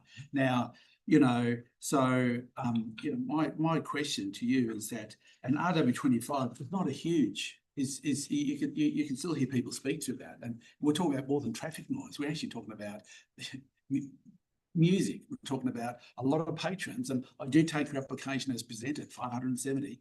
That is, and looking at that, it runs with the land, as Member Lafanti says. Isn't that entirely and wholly insufficient to actually attenuate the noise? So that people, the surrounding residents, have the amenity, put another way, quiet enjoyment of their land. Yeah, well, I guess in that sense, we have this. Okay, so if we look at, for example, St. Patrick's Day, which is running currently the event, and it's in a completely open area, we have, you know, noise radiating from this open space, right? Any sort of, you know, enclosure that's kind of enclosing that will improve the space. Is that like pretty fair, right? But when we look at, I guess, the quiet enjoyment, we're looking at, you know, again, we have to look at some sort of benchmark to what is kind of considered quiet enjoyment. But when we have that, that's what the regulations are for. So we have these benchmarks to know that noise should not kind of exceed that. And we've kind of inherently designed through the noise levels of music limits and, you know, assumptions for patron noise, what the noise level should be and what they will be received through. When you talk about the roof being a noise source, the 100%, like we've looked at, you know, revising our modeling to include that noise will be radiated from the roof. And we still are achieving compliance. So, yeah. Isn't the compliance to the noise regulations different to the planning? Because planning talks about amenity and so on in a local planning scheme. And so is it not that the noise regulations, planners can't approve something that's unlawful, so it's got to be within the noise regulations. But the planning framework is above that, is that not? Isn't the notion of that people have amenity can be a more higher standard? That's what's in the noise regs, and the meeting noise regs may be not insufficient, even if they are met. It's that is true. I mean, amenity is a consideration, but in a centre zone or a mixed-use zone, there's expectations that come with that zoning, and so the expectations of amenity are set by the zoning. And the city zoning of mixed use is already setting that expectation, and the city's intention to rezone it to centre is further setting that expectation of what that level of amenity would be. I think the amenity is reversed. You actually have a pub walking distance where you can actually have a nice garden and have a beer. So in that context, you go to the centre zone. The site joins land that's not to be as part of its strategy, retaining its residential zoning. So your context referred to the subject site and properties on one side of it. Could you didn't allude to any commentary about residential nature that's being retained in the strategy as well? Well, I did. I talked about 4 stories and general intensification of the area. But it is retaining residential zoning of RACO. So in the context of noise that you're just referring to, amenity, what are you referring to there? No, the question of amenity is I was trying to say it's hard to measure it nowadays. You can't say amenity is 7 or it's 13. It's about expectations, and the expectations is a venue will comply with the noise regs, I would suspect, and that is a dynamic thing that is related upon the nearest sensitive environment, which is adjoining across the street. Wouldn't the expectation of the law being upheld by the noise regs be a level of expectation of amenity you achieve? That's a whole lot of SAP determinations that have said planning is more. I don't want to drift into debate here. But are there further questions? My question, I did have a question on noise, and it's really around the controls on noise. The controls that you put in relation to the documentation, and you started talking about the built form controls versus the operation management controls. Can you speak about the extent to which the built form controls meet the noise regs and the operational controls are a separate issue? And I'll have a separate question on operational controls. Yep. So would you be able to, so noise, the management of noise that you've been talking about refers to 2 elements. Yep. One is the built form control and one is the operational controls. And my first question is the extent to which the built form controls, you did speak to this earlier, but I didn't quite get the response I was looking to clear. Yep. Do the management controls meet the current noise regs? And you've already said they're based on some assumptions. So you say they comply with current noise regs. Yeah, so when I guess, so just from my understanding, what you mean? So specifically the built form controls. Yeah. So when you mean built form, just the physical things. Yeah, the physical things in place. Yeah, 100%. Yeah. So when we've obviously done our modeling, we look at, we have to do iterations of like, is this sufficient? And obviously we look at like, what are they proposing for the wall, the glazing, the roof? Does this work for us? For acoustics, yes, it does work. And for example, the fixed roof, the noise, we know that we've done it with specific performances rather than, leaving it out. So that's why we know that does make sense. So can I just, I'm not sure that answers it for me. Can I just, how much are you relying on those operational controls to get you across the line? So do you mean when you say operational controls, do you mean like sound level lift? Yeah, so you've got the build form, you've got operational. How much are you relying on those operational controls to actually get you on in terms of the assigned noise levels? I mean, our design and modeling does rely on them. That's why we've set those limits. Yeah. When it comes to, for example, like the sound level limits, we've designed them so they wouldn't be significantly intrusive to the residents surrounding them. So that's why we have those limits. And again, with future planning, it will be dynamic as it moves forward. What you're saying is that the building is being built to a certain standard, which you think that you should be able to manage a normal tavern operation, but it wouldn't be good enough for a nightclub. Because you couldn't suppress the heavy bass, you couldn't suppress what allowed people singing, those sorts of things. Yeah, 100%. Yeah. So obviously, like we take into consideration, well, what are we designing for? If this was a nightclub, having a very different conversation. So that the intent of it is very pertinent to what we're designing. Sure. So in that context, you are designing for a tavern. I accept you're not designing for a nightclub, but we're definitely talking today about a tavern activity. The assumptions that we've used to put the built form provisions in, are those assumptions reliant on operational management behaviour predicated or including the sorts of patron proposal that you have before us? So I'm trying to draw the distinction between what's physically going in the building, that's fixed in the building, that's permanent in the building, and how that aligns with two things. One, the number of patrons that's requested, and two, the operational controls that are required to support the compliance with the noise level. So I'm trying to separate the three components out. So I've got some clarity in my head. And the first question was around the built form. Does the built form control meet the built form proposals result in compliance or meeting the noise level numbers on a tavern at the number we're being requested in today's proposal? That's not with operator behaviour like turning the volume down and all those other things. Does the building itself control the noise beyond its boundary? Okay, so yeah. That's really what I'm trying to separate out, because I have a separate question around actually operator controls. Yes, management plan. I think I understand what you're saying. Yeah. So yes, in summary, I guess, yes, like the built form does. But for example, right, we have a condition where, generally, external doors or need to be kind of closed at all times, kind of thing, right? Apart from that, but obviously, I guess you would need an operator to ensure that is enforced. Okay, so that's where it goes to my second question.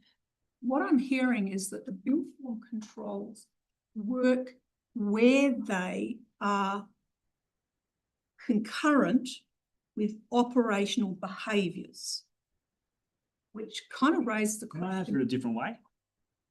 So when we went to Jason and we started this whole process, we said, we're designing this thing of what do we need to have to achieve the rules? And then he said, well, what are you doing? Are you going to have live music? No. Okay. So I'm assuming there's no live music because otherwise if we're having live music, then I have to design something different. So we've agreed not to have live music and that's in the plan. So we cannot do that. We have to have the speakers pointed a certain direction. We have to have no bass because otherwise we could build a bunker, which then could be a nightclub. We don't want to do that and want to have that activity. So it's designed for the activities that we're going to be doing on site. And when we do those activities, it will comply.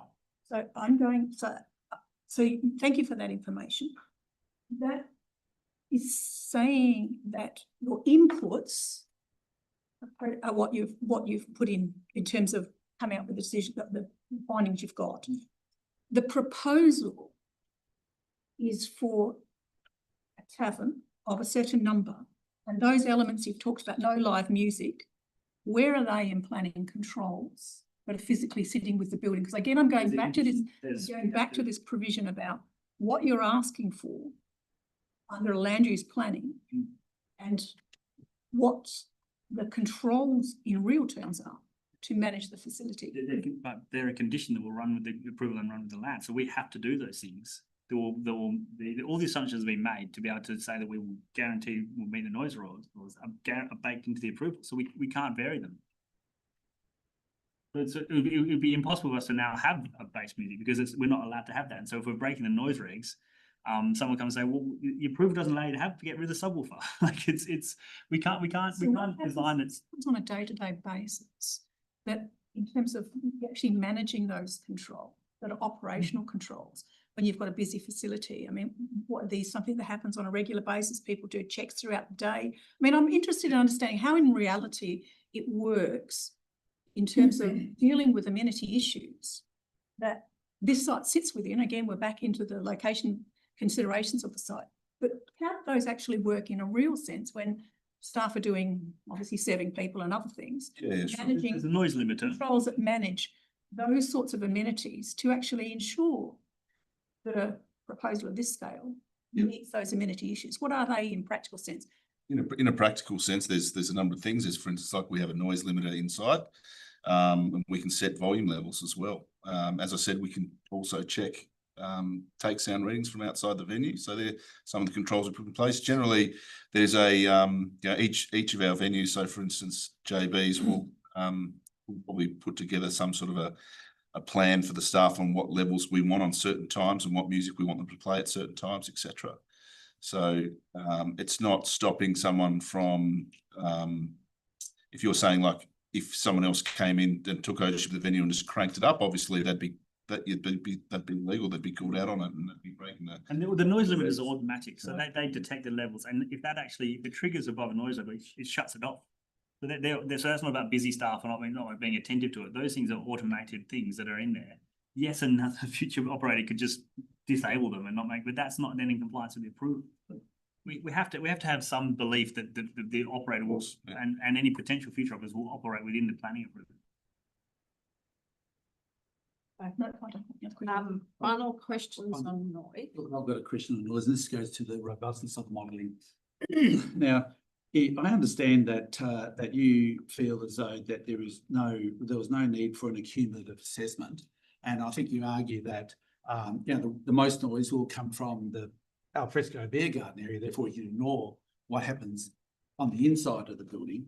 Now, but doesn't that ignore how sound is actually propagated by how sound is received by the receiver? That it comes from different sources, and that we've got to take it from you without any evidence that, okay, our opinion is that it's just going to come outside, but there's no evidence to back it up. So isn't your modelling defective from that, in a big way, from that perspective?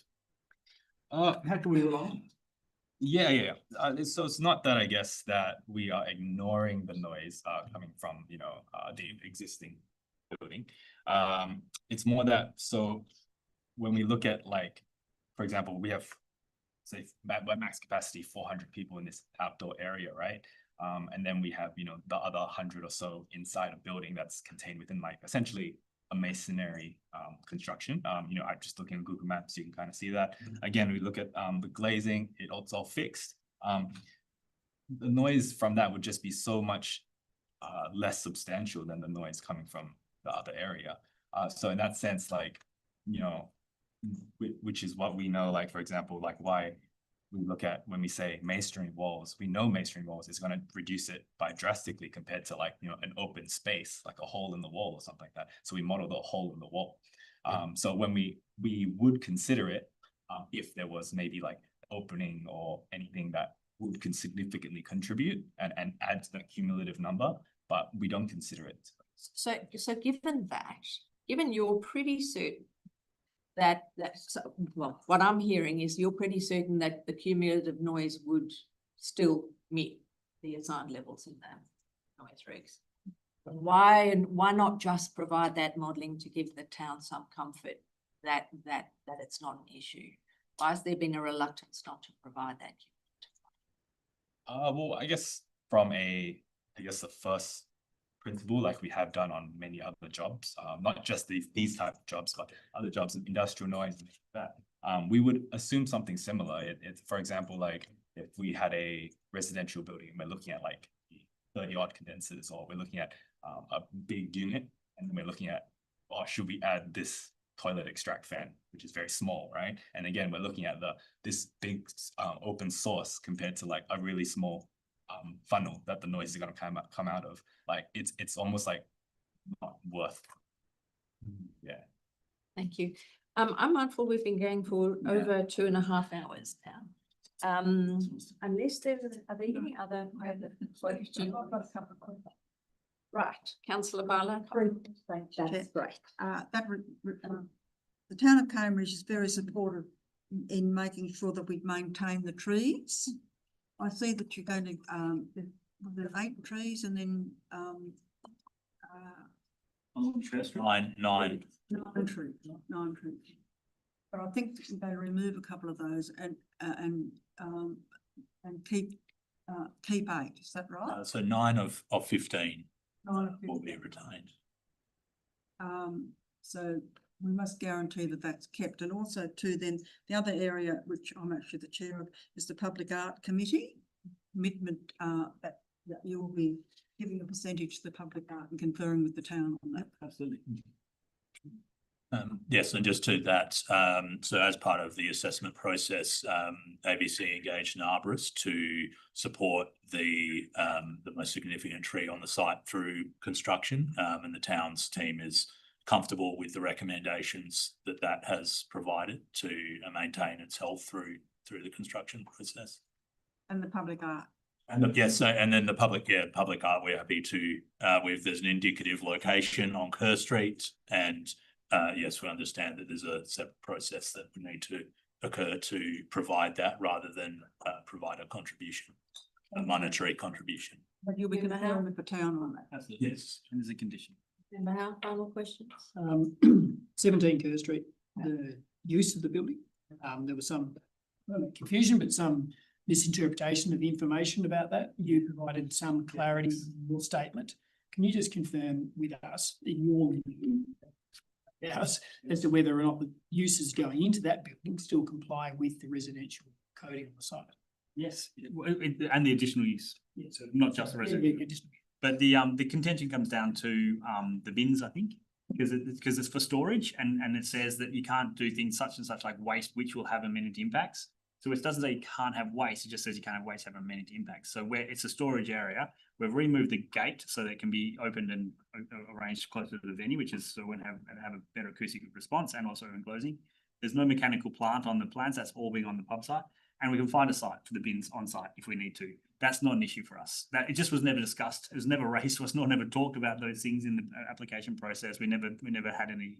But if there is a view of the panel that waste cannot be stored by provisions of additional use too, we will find a spot on the site. That's fine. All right. What I think unless there are absolutely final questions, I think we have a lot of questions. We've been going for 2 hours, well over 2 hours. Our next step on the agenda is to go to the town's offices. What I do propose is to move a procedural motion to take a 5-minute comfort break. Do I have an agenda? Thank you, Mayor Mac. Can we vote on that, please? All those in favour? That is carried. We will be back in 5 minutes to back into the town's office.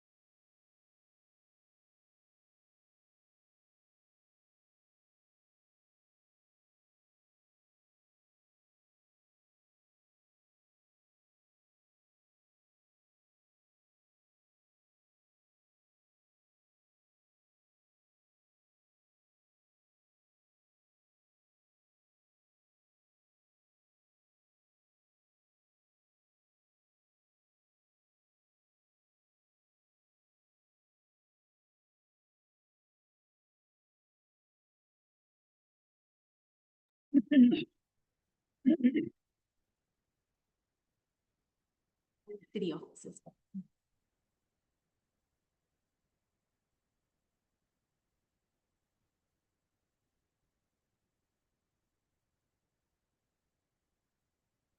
Right, Town of Cambridge offices, can you hear us? Yes, we can. Yes? Can you hear us? Yes, we can. Okay, great. They are quiet. We're going to ask you to speak up when you respond to us because you are very quiet, very faint coming through. We now move to the section of the agenda where we invite questions of the local government officers. We have Steve Laming, Adam Buckingham and Alistair Tom online with us today from the town of Cambridge. We also have technical advisors for the town, Miguel de la Mata from Acoustics Consultants and Mohammed Yazuli from Transcore for the town of Cambridge. The town made an additional submission to us and we have all read that. I do not wish for the town's officers, given the comprehensive nature of your report, I don't wish for you to cover off anything that is already in your report, but I would like to know if you would like to make any brief comments following the deputations that have been made on the deputations that have been made, or if you're happy for us to go straight to questions, and I suspect there will be many. So I'm sure we will cover off all the issues that you wish to speak to. Would you like us to go straight to questions, or do you want to take the opportunity to very briefly cover off any? There's a couple of points that I would like to speak to. Thank you, Battling to hear you, unfortunately. There's a couple of points that I would like to speak to, please, presiding member. Sure. Yeah, thanks for the chance to speak. I'll keep it brief. I just wanted to point out the applicant has referred to the Claremont Hotel as a comparable example.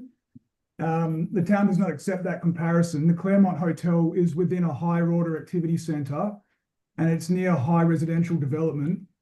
JB O'Reilly's, on the other hand, is in a lower order centre at the edge of the centre boundary, adjacent to residential zone land and directly abutting low-rise residential dwellings. So in its context, it is distinctly different.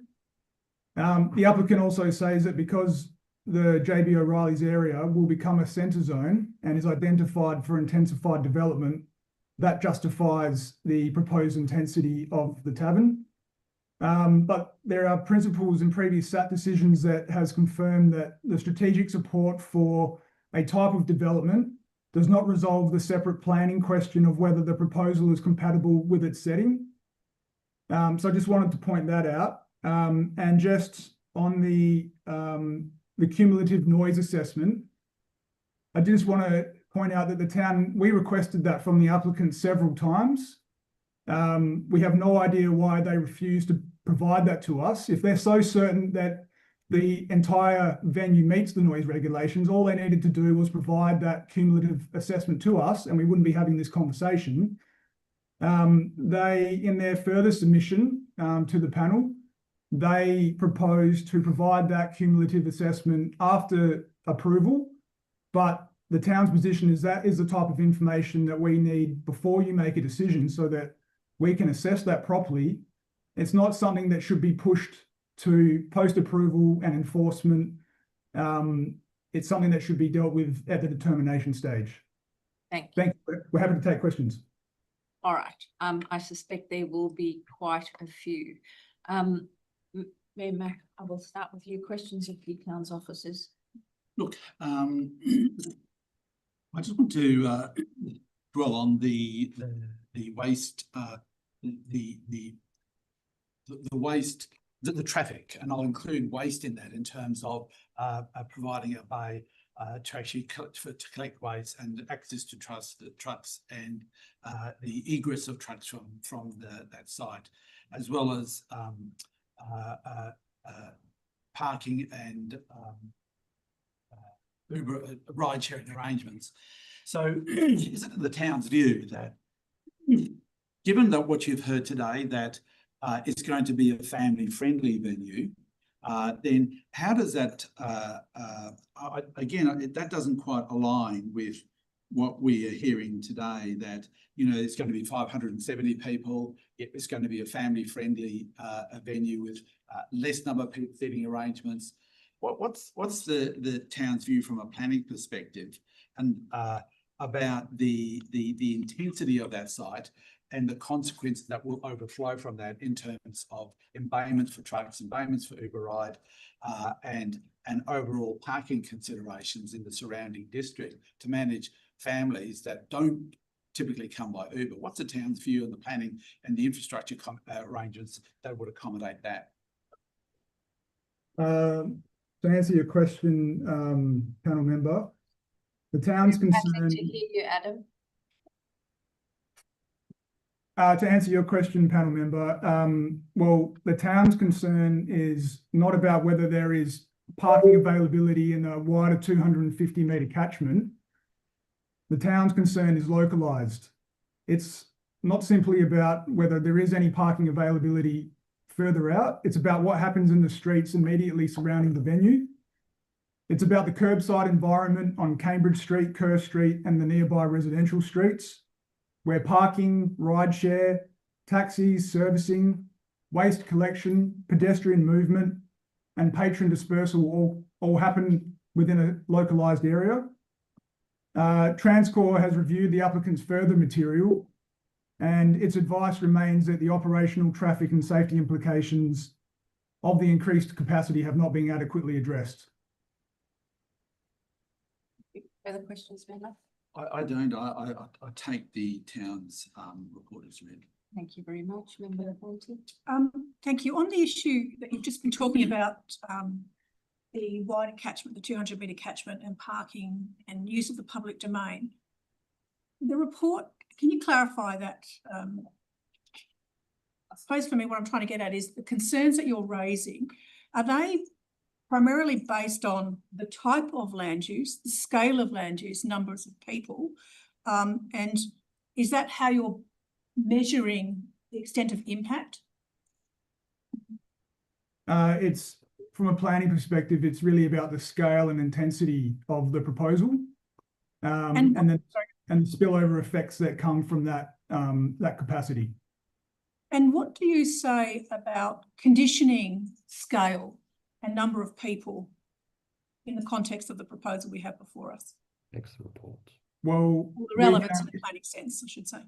Yeah, we can only assess the proposed maximum number of patrons that was put forward to us and is before the panel.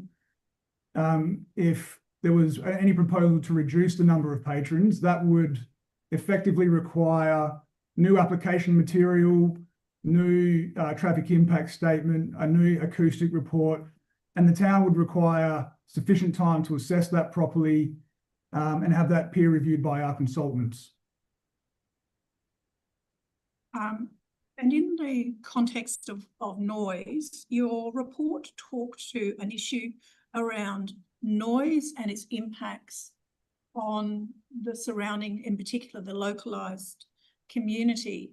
The report made reference to the noise regs and planning amenity, and you cited a number of documents or determinations. Can you speak to that comment about the extent of impact of noise in a planning amenity that you've made a judgment on against the comments that have been raised in relation to the compliance with noise regulations? What do you say is the planning impact, amenity impact associated with noise? Well, yeah, because as I pointed out in the report, even if a proposal demonstrates compliance with the noise regulations, noise and activity can still be unacceptable in a planning sense, particularly where sensitive residential interfaces are affected. As noted in the RAR, there are several SAT and Supreme Court decisions that have recognised the importance of protecting noise amenity at sensitive residential interfaces. In this case, the applicant says the tavern noise will comply with the noise regulations. However, the character of tavern noise is distinctly different from other types of noise that you would expect in an intensified centre area. So the question really therefore, is whether the tavern noise, even at the assigned limits, is acceptable in a planning sense when operating directly besides low-density residential properties. Not, sorry.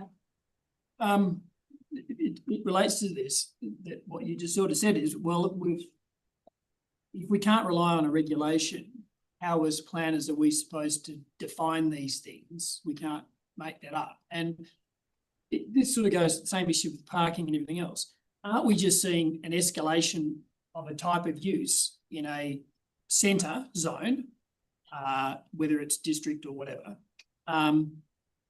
ahead of perhaps other development?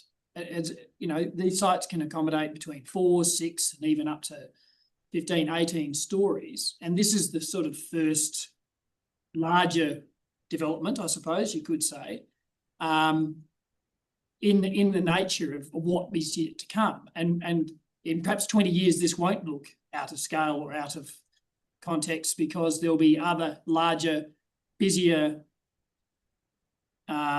bits of infrastructure and residential and commercial buildings that also, you know, add pressure to that quiet environment. So are we just sort of trying to work out how we balance this sort of transition? Is that your concern with this? Because we're obviously looking to escalate. This sits pretty much in the TOD of 2 train stations. Thank you for the question, panel member. The principles relating to your question have already been dealt with by the SAT in Ridge City Holdings, and that's relevant because what that decision confirmed was that strategic or zoning support for a type of development does not resolve the separate planning question of the compatibility of the development in its setting now. The town accepts that a tavern use is acceptable in the centre zone. We have no problem with that. But our view is that the proposal must still be assessed against its immediate setting, which is low-rise residential to the west, south, and east. So the issue is not the tavern use in principle, it's the scale and intensity of it proposed in its current setting now. 105 patron capacity increase, the expanded alfresco areas at the residential interface, removal of all on-site car parking, complete reliance on curbside infrastructure, and the cumulative noise, traffic, parking, servicing, and the patron dispersal issues, we're not convinced that that has been adequately addressed by the applicant. Can I just follow on from that, if you don't mind? So, given the existing and potential amenity impacts that you have raised as reasons to refuse this application, do you think any level of expansion of this premises could be contemplated that would be acceptable in your view? And I'm not asking you to land on a number. I'm just wondering if the issues you've raised would be applicable even if there was a minor increase in capacity. So is there any, do you think there is any scope for the applicant to put forward a proposal that could be supported? Yes, I do, panel member. But that would all need to be supported by technical reports that our consultants and the town forms a position does result in an acceptable outcome. For example, regarding noise, their acoustic report models that the noise will be at the assigned limits at in some scenarios, and that's based on the the number of people in that outdoor alfresco. So that doesn't allow for any real world variation in the real world operation of the venue. If they lowered the numbers of the patrons in that area, we might get to a more comfortable position where we consider the noise amenity is not going to be impactful. And in terms of the traffic, maybe I just give a little bit more information. And in that topic, for example, the applicant suggests that we convert the 2 on-street bays to the pickup drop-off bay, but there has been no assessment that is the 2 bay is enough with the scale of the intensification, or do we need more bays? And what is the number of bays which is required? And do we need any other bays for the eastbound traffic on Cambridge Street? So this hasn't been assessed when looking at the St. Patrick's event, which was not at the level that the development is proposing, the observation shows that there is a lot of rideshare activity happening on Cambridge Street, and probably provision of only 2 bays along Cambridge Street would not be sufficient.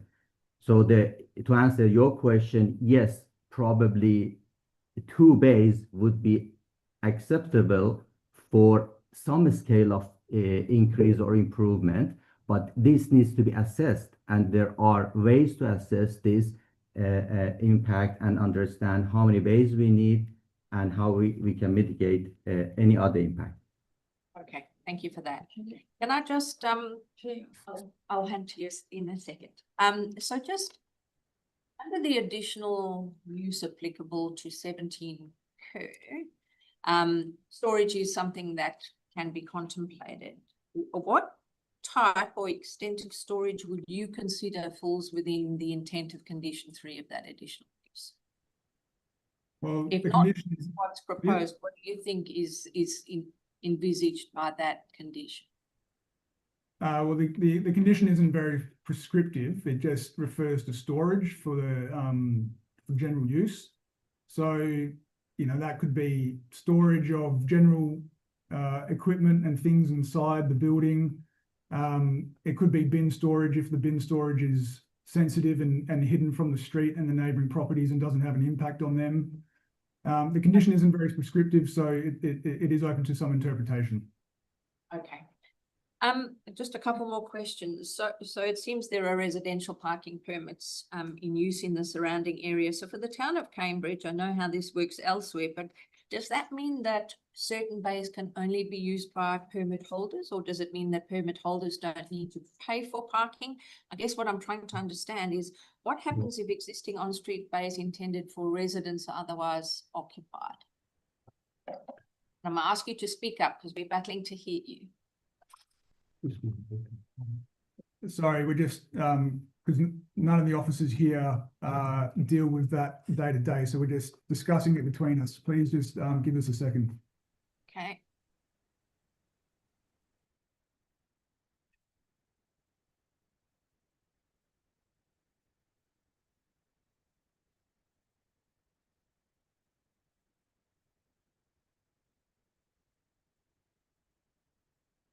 The permit, sorry, our understanding is that with a permit, they're exempt from the restrictions, and therefore the restriction just applies to anybody else not holding a permit. Okay, thank you. And last question from me. I note that the addendum that you sent through with some updated conditions, and I'm specifically wanted to talk about the condition about cash in lieu. So if this application was to be approved and if this condition was applied, how and where would you use the money, and how would this help alleviate issues for residents in the vicinity of the site? Are you still there? Yes. Sorry, can you see us now? We're just having a technical issue then. Yep, we can see you. Okay, thank you. Still very faint though. So if the DAP approves the application and applies condition 24, requiring a cash in lieu payment, that cash would go into a pool of money, and the plan under the town's policy is that that money could be used for streetscape and bicycle improvements within the immediate locality. So I can't advise exactly how the money would be used, but that is the general gist of how the money could be used. Okay, thank you. Councillor Barlow, questions from the start. Mine actually comes back again to parking. In the applicant's presentation, addressing parking, they said there was plenty of parking around. People could use Coles and also the Bolo parking. Mine actually relates to the Bolo because that comes under the town of Cambridge. What would be the limitations of patrons using the Bolo parking? Oh, well, I think, panel member, it's just important to note that even though there might be parking available in the wider catchment, our observations on the St. Patrick's Day event of patron behaviour and rideshare drop off and patrons trying to park close to the venue is that the immediate surrounding streets and directly outside the venue were highly congested, and that indicates that the patron behaviour is to try and park as close or be dropped off as close as they could to the venue, and not within that wider catchment, including the bowls club.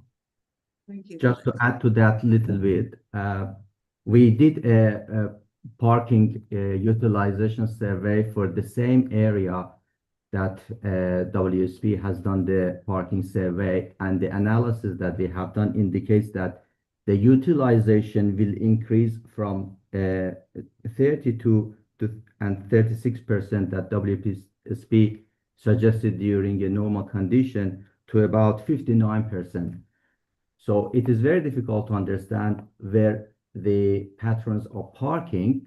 However, looking at the same catchment area clearly shows that because of St. Patrick's event, the utilization has increased from 32% to 60%, which is a big increase. And as Steve mentioned, the observation shows that the majority of the people would like to park close to the event, close to the site, and the residential streets which are closer will get busier and less parking would be available. So the impact is more local rather than wider. However, in a wider area, we have captured increased utilization in parking. And just to add to that, because the applicant touched on their justification is that it's a centre and it's going to intensify anyway. Well, that is true. The area will intensify, but the idea is that each site, each land use accommodates their parking demand. Because if every site doesn't provide sufficient parking provision or the ability to stop close to the venue, then we will have traffic chaos in the centre once it is built out to its full potential. Thank you for that. Now, unless there are any final burning questions, I think it's time to actually move to debate on these reports. Any final burning questions? All right, let's move to the report. Thank you for answering those questions and giving us that. So we have a report in front of us, a responsible authority report that is recommending refusal of specification for a number of reasons. I will need to seek a mover and seconder for that recommendation in order to open debate on the item. Do I have a mover? Mayor Mack, thank you. Do I have a seconder?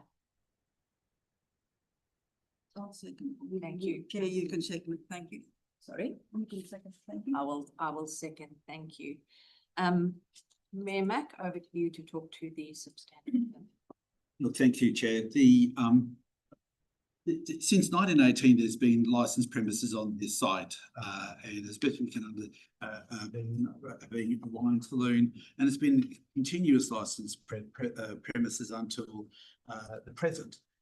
What this current application seeks to do, though, and in its current form, it seems that it is 1982 when the houses on the lot were demolished and the current form has took place. So since 1982, what has been on the site has been, in its current form, has been in existence since then as well.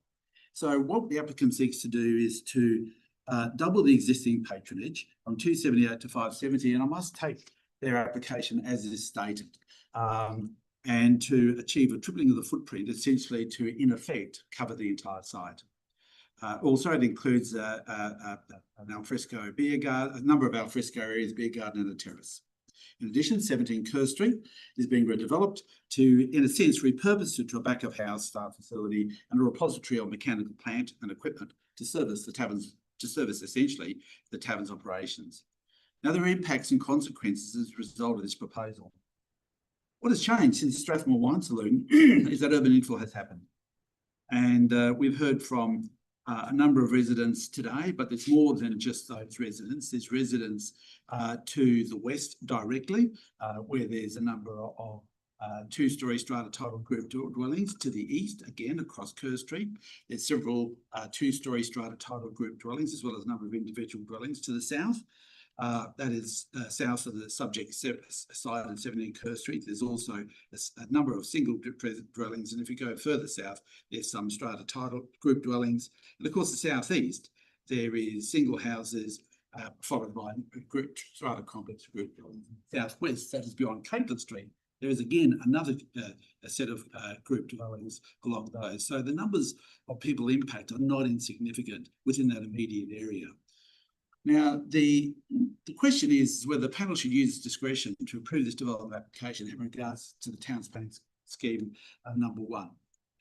Now, of key concern is really the amenity that is being the impacts on the residents' amenity as it stands now. We can't anticipate what will be the future use of that site or even the surrounding area. We can only decide on what is before us. And of course, one of the factors within, particularly clause 16 of LPS number 1 is nuisances that are detrimental to the amenity of the district or to the health, welfare and safety of its residents. Now, in my view, I don't oppose intensification of this site outright.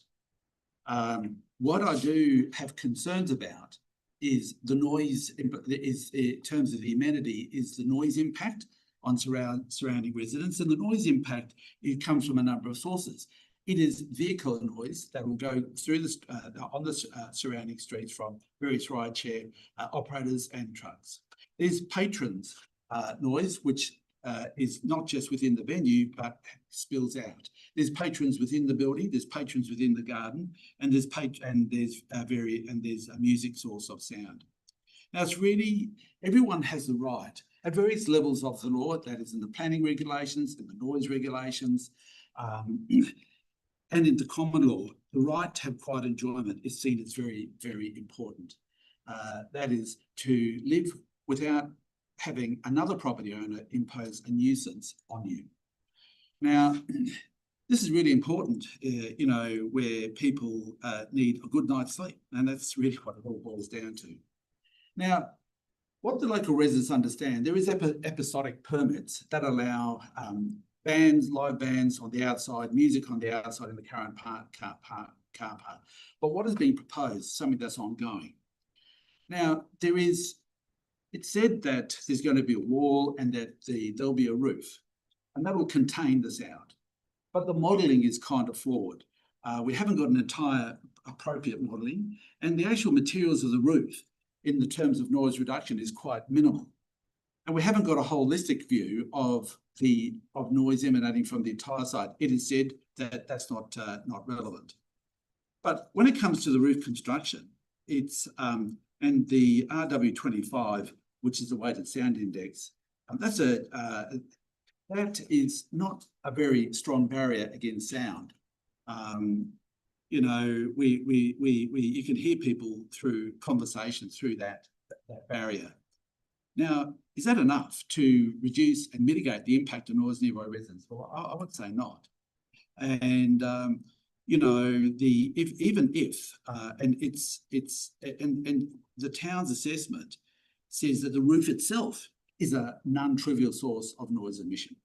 So the materials of the roof is, in my view, inadequate. The modelling is incomplete. So it's very difficult to make a decision. We've heard tonight that really 570 is not 570. They're actually going to plan for something a bit lower. But I have to take what's in front of me.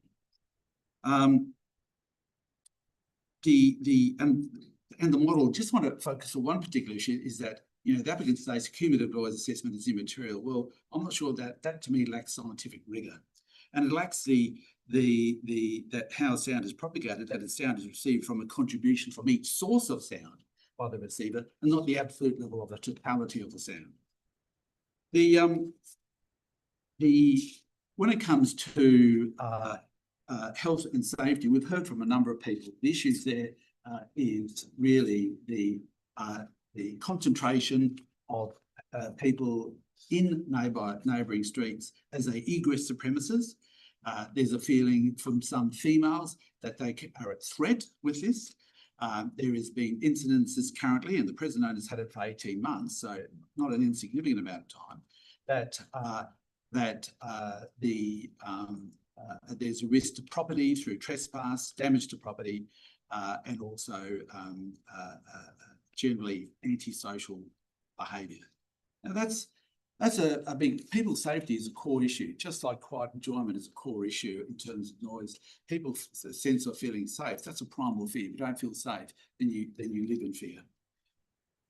The mitigation strategies are insufficient, and you know, it relies on managerial control, but managerial control of the noise or patron behaviour is just subject to that. It's subject to having the right person, the right place at the right time. There's failures in managerial control. And we do know that in the WorkSafe hierarchy controls, relying on managerial rather than hard-built controls, engineering controls is the least effective. We do know that. So while I do support the intensification, in my view, I can't support this application that's currently framed. But that's not to say, and not to encourage the applicants to come back with a further, better and more particularised application that deals with the mitigation of the sound, the health, welfare and safety issues that's within a local planning scheme in a more robust way and more hard structured way, rather than a series of planning controls that may or may not be enforced by the current owner or even indeed the future owner. So my view is that, you know, the current owner has a right to maximise the use of the land, but not in a way that adversely impacts others. And that, you know, if they did wish to come back with a different proposal, and that's a different matter to actually review and look at. But the way it is now, it's difficult for me to support, partly because of the looseness of it in terms of the sound analysis and some of the answers to the questions we've received today. I found somewhat confusing. It's going to be a family venue. I can summarise it this way. It's a case of, do we rely on hope or do we rely on knowing? I can't rely on hope. I have to rely on knowing, and there's not enough here for me to know to actually approve this, even though I'm supportive of intensification, but not in its current form. Thank you, John. Thank you, Mayor Mack. I will speak briefly as seconder and then allow other members to speak also. Look, firstly, I'd like to start by commending the town of Cambridge on the quality of the report that they've presented. The level of detail and analysis, I feel, is actually quite exceptional. We read a lot of reports as a panel, but this one, I feel, has covered all the issues comprehensively. I acknowledge the benefits of an upgrade and potential shift to different customer base as communicated by the applicant. And I want to start out by saying that we may well end up at some point with the scale and intensity that is currently being proposed. But given the information I have at the moment, I support the position the town has taken in the report and the reasons that they've provided. I won't cover all the issues, but I'd like to just touch on a select few as explanation for why I'm taking that position. I agree with the applicant and the town that the use itself is an acceptable one for the site and the strategic context within which it sits. The benefits of the use within an activity centre are acknowledged. The benefits of the existing use and a future upgraded use are acknowledged, as are the positive urban design and activation outcomes that will come from that upgrade.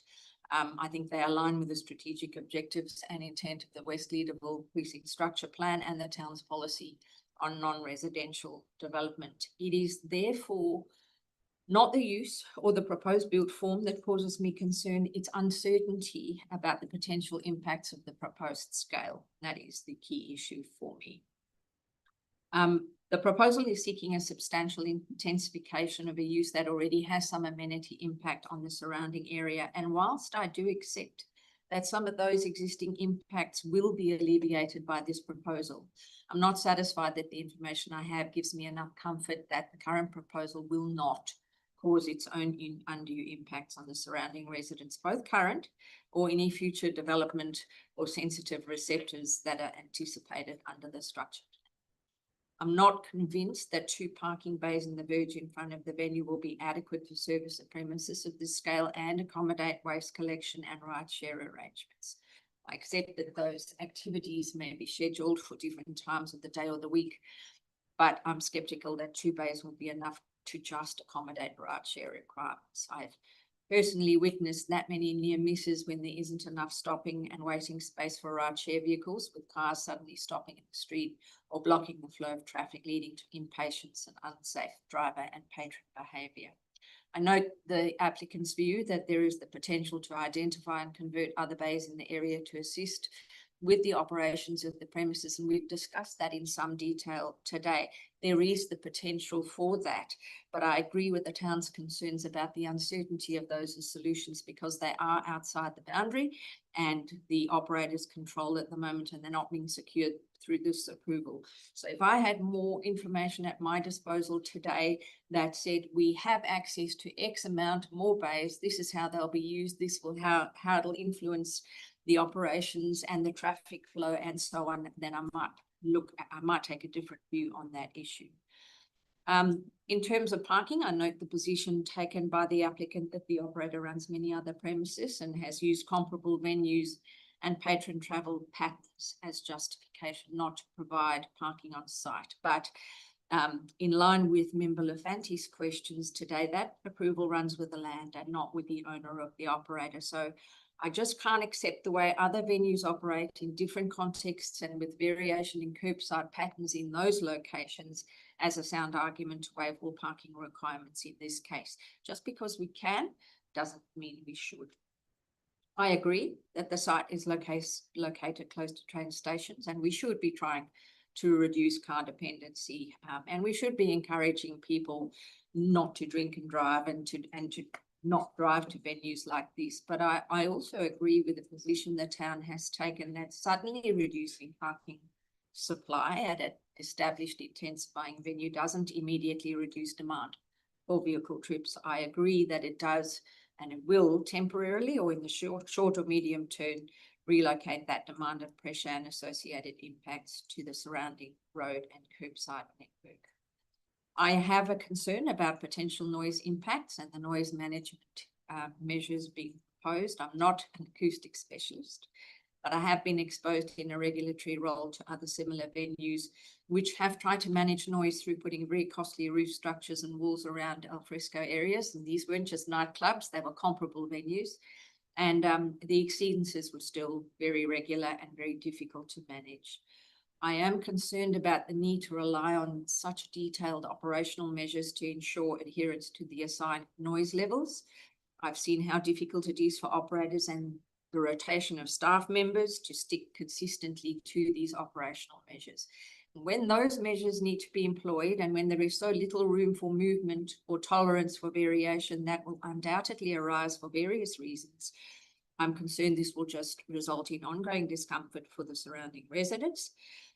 And the nuisance and cost of regular compliance action that both the town and the operators will need to bear, and the operator's own response that needs to occur.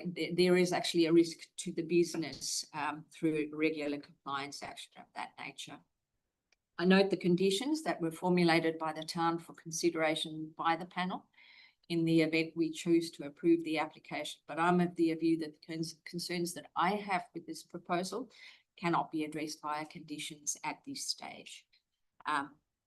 Nothing in the applicant's submissions, deputations, or responses to questions today provided me with compelling arguments against the analysis and position that the town has taken in its RA. And I think, to summarise, to quote from the RA, the cumulative effect of the proposed scale of patron activity, the unmanaged curbside disruption, the late night dispersal patterns, and the noise emissions at a residential interface produces a development that is incompatible with the immediate setting, regardless that each element considered in isolation may be capable of partial mitigation. And for that reason, the reasons I've mentioned now, in its current form and with the current supporting information I have, I'm not able to support the proposed development at this point.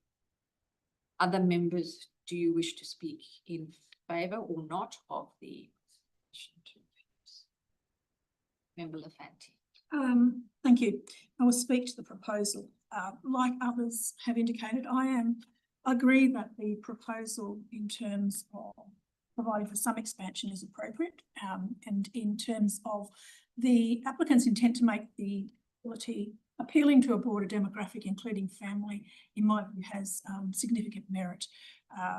However, that being said, the information that I have before me and that I have raised throughout today's meeting, I am not confident that the issue on scale of proposal will, and in terms of running with the land, can in fact adequately be addressed through conditions that essentially change fundamentally the application from what we have to a much smaller proposal than what is being put forward today. It is a tavern operation that's being requested, and the use of the conditions to change so substantially the scale of the development for me is inappropriate, and from my perspective, not supportable. The location itself also, from my perspective, is considerably complex and nuanced, and having considered the matters raised, from my view, it's quite different from the proposal that we've been talking about in other areas. And whilst there is some consideration or awareness of those, they are not in the same context as this proposal. In particular, that this is on the edge of a mixed-use zone with a series of surrounding lower density and a range of residential interface. From my perspective, that is quite significant, and it goes to the issue of planning amenity concerns that impact in those areas. Those issues include the noise impacts, and I've spoke about those already. From my perspective, the noise impacts, not just complying with the noise regulation, but also in terms of how you manage noise in a planning sense, which is essentially a slightly different test and in relation to the impact. And I'm not satisfied that based on the proposal, the scale of the proposal, the land use of the proposal, which I've already indicated, is tavern, that the proposal is appropriate to manage the impacts based on appropriate interface and the surrounding residential. I've already talked about the scale of the development and possible modifications, and I note the applicants indicated a series of controls in that place. However, I'm also agree with the comments that the use of controls, operational controls to manage the impact, the residential interface impacts is significant. And I don't think so it's appropriate that such significant reliance be put on a series of variable, manageable controls by individuals on the site, that they should have more definitive, tangible outcomes for it. Likewise, in relation to street parking and street use, I am generally supportive of a balanced approach in terms of the use of the public domain and parking in the public domain. This proposal, however, from my perspective, goes much further than a balanced approach. It is in fact relying heavily on all parking, waste management and servicing, deliveries, etc., to be controlled, to be provided for in the public domain. And these are matters that impact directly how this site will operate. I'm also familiar with that particular section of Cambridge Street and also Kerr Street, that those themselves have limitations in terms of the configuration, the road geometry, the islands that are placed in that space create a narrowing that does impact movement in that direct area, as does Kerr Street, which has a one-way or has a narrowing with a one-way movement when you turn or a left out when you get to the end of the street. So there is some complexities regarding movement in and around that street to the congestion. And I'm not satisfied that the proposal and the plan details that we have before us and the supporting material adequately address the scale of the proposal and sufficiency of provision of the servicing and parking associated with the proposal. As has been stated by other members, there is some merit in expanding and redeveloping the site and modifying the facilities, but in its current form, it's not supported. Equally, I would agree with the comments provided in the RA that relate to the challenges between designing a building on that corner intersection, which completely controls sound with open interface that would be typically expected in terms of activation of a street itself. And that in itself creates some challenges for the design, which from my perspective continues to read to the appropriateness of the scale of this development in its current form. I note and accept the comments that have been provided by the applicant, but as I've already indicated, the planning approval does run with the land, and I don't support the extensive scale at which this proposal is seeking to have approval for. On that basis, I don't support it in its current form. Thank you, Member Lafanti. Other members who wish to speak to the substantive? Councillor Barlow. It is evident that JBR Rowley needs a renovation built in 1906, and it stood the test of time. The building is old and outdated, and the interior is all worn out. All needs to bring a French contemporary look that will enhance the West Leederville precinct. But is this renovation appropriate for this precinct at its current form? I do not agree. As stated by the town's report for not supporting the development and the submissions received by the community, the acoustics and patrons' behaviour are the most being objected to, which have been brought out here today. It is an anti-social behaviour of the patrons that have been the major objections of the community. The community welcome the upgrade and building, but not the behaviour of the patrons. It is stated in the submission about the crowd control and security numbers. Operations today have stated here today how that is controlled, but in practicality, I haven't seen that work. And the litmus test really was St. Patrick's Day. I visited 3 or 4 times, and I visited the site early in the morning, and there were 2 security men, and patrons were lined up down to Kimberley Street. And in the afternoon, in the evening, twice I visited. And I revisited on sighting of security. There were no security to be seen, and the patrons were on the road verge waiting for tram, road share, etc. And also they were drunk, exhibiting signs of drunk, which appeared to be drunk and orderly behaviour. The existing issues with antisocial behaviour have been demonstrated many times and reported by the community, increasing the capacity of JB O'Reilly's on what we've seen here today, 270 to 570, will inevitably base an increase of foot traffic, vehicle traffic, pick up and drop off increase, noise, both verbal and sound, exacerbating the issues of antisocial behaviour in the residential community, despite the mitigating measures which have been bedded into the proposal plan. Also too, unfortunately, out there in the community, we all love JB O'Reilly's, but does have the connotation, its brand does have the connotation of being a drunken environment. Unfortunately, it does. If you ask people what they think about JB O'Reilly's, it's a place to go, have a good party, and relax and enjoy yourself, and hence exacerbating antisocial behaviour, right? It's opposed to the Claremont Hotel and also the Bassendean. I'll visit them all. It does have that connotation.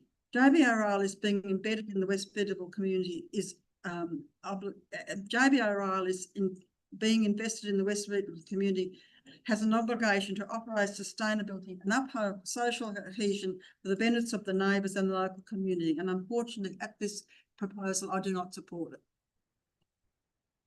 Thank you.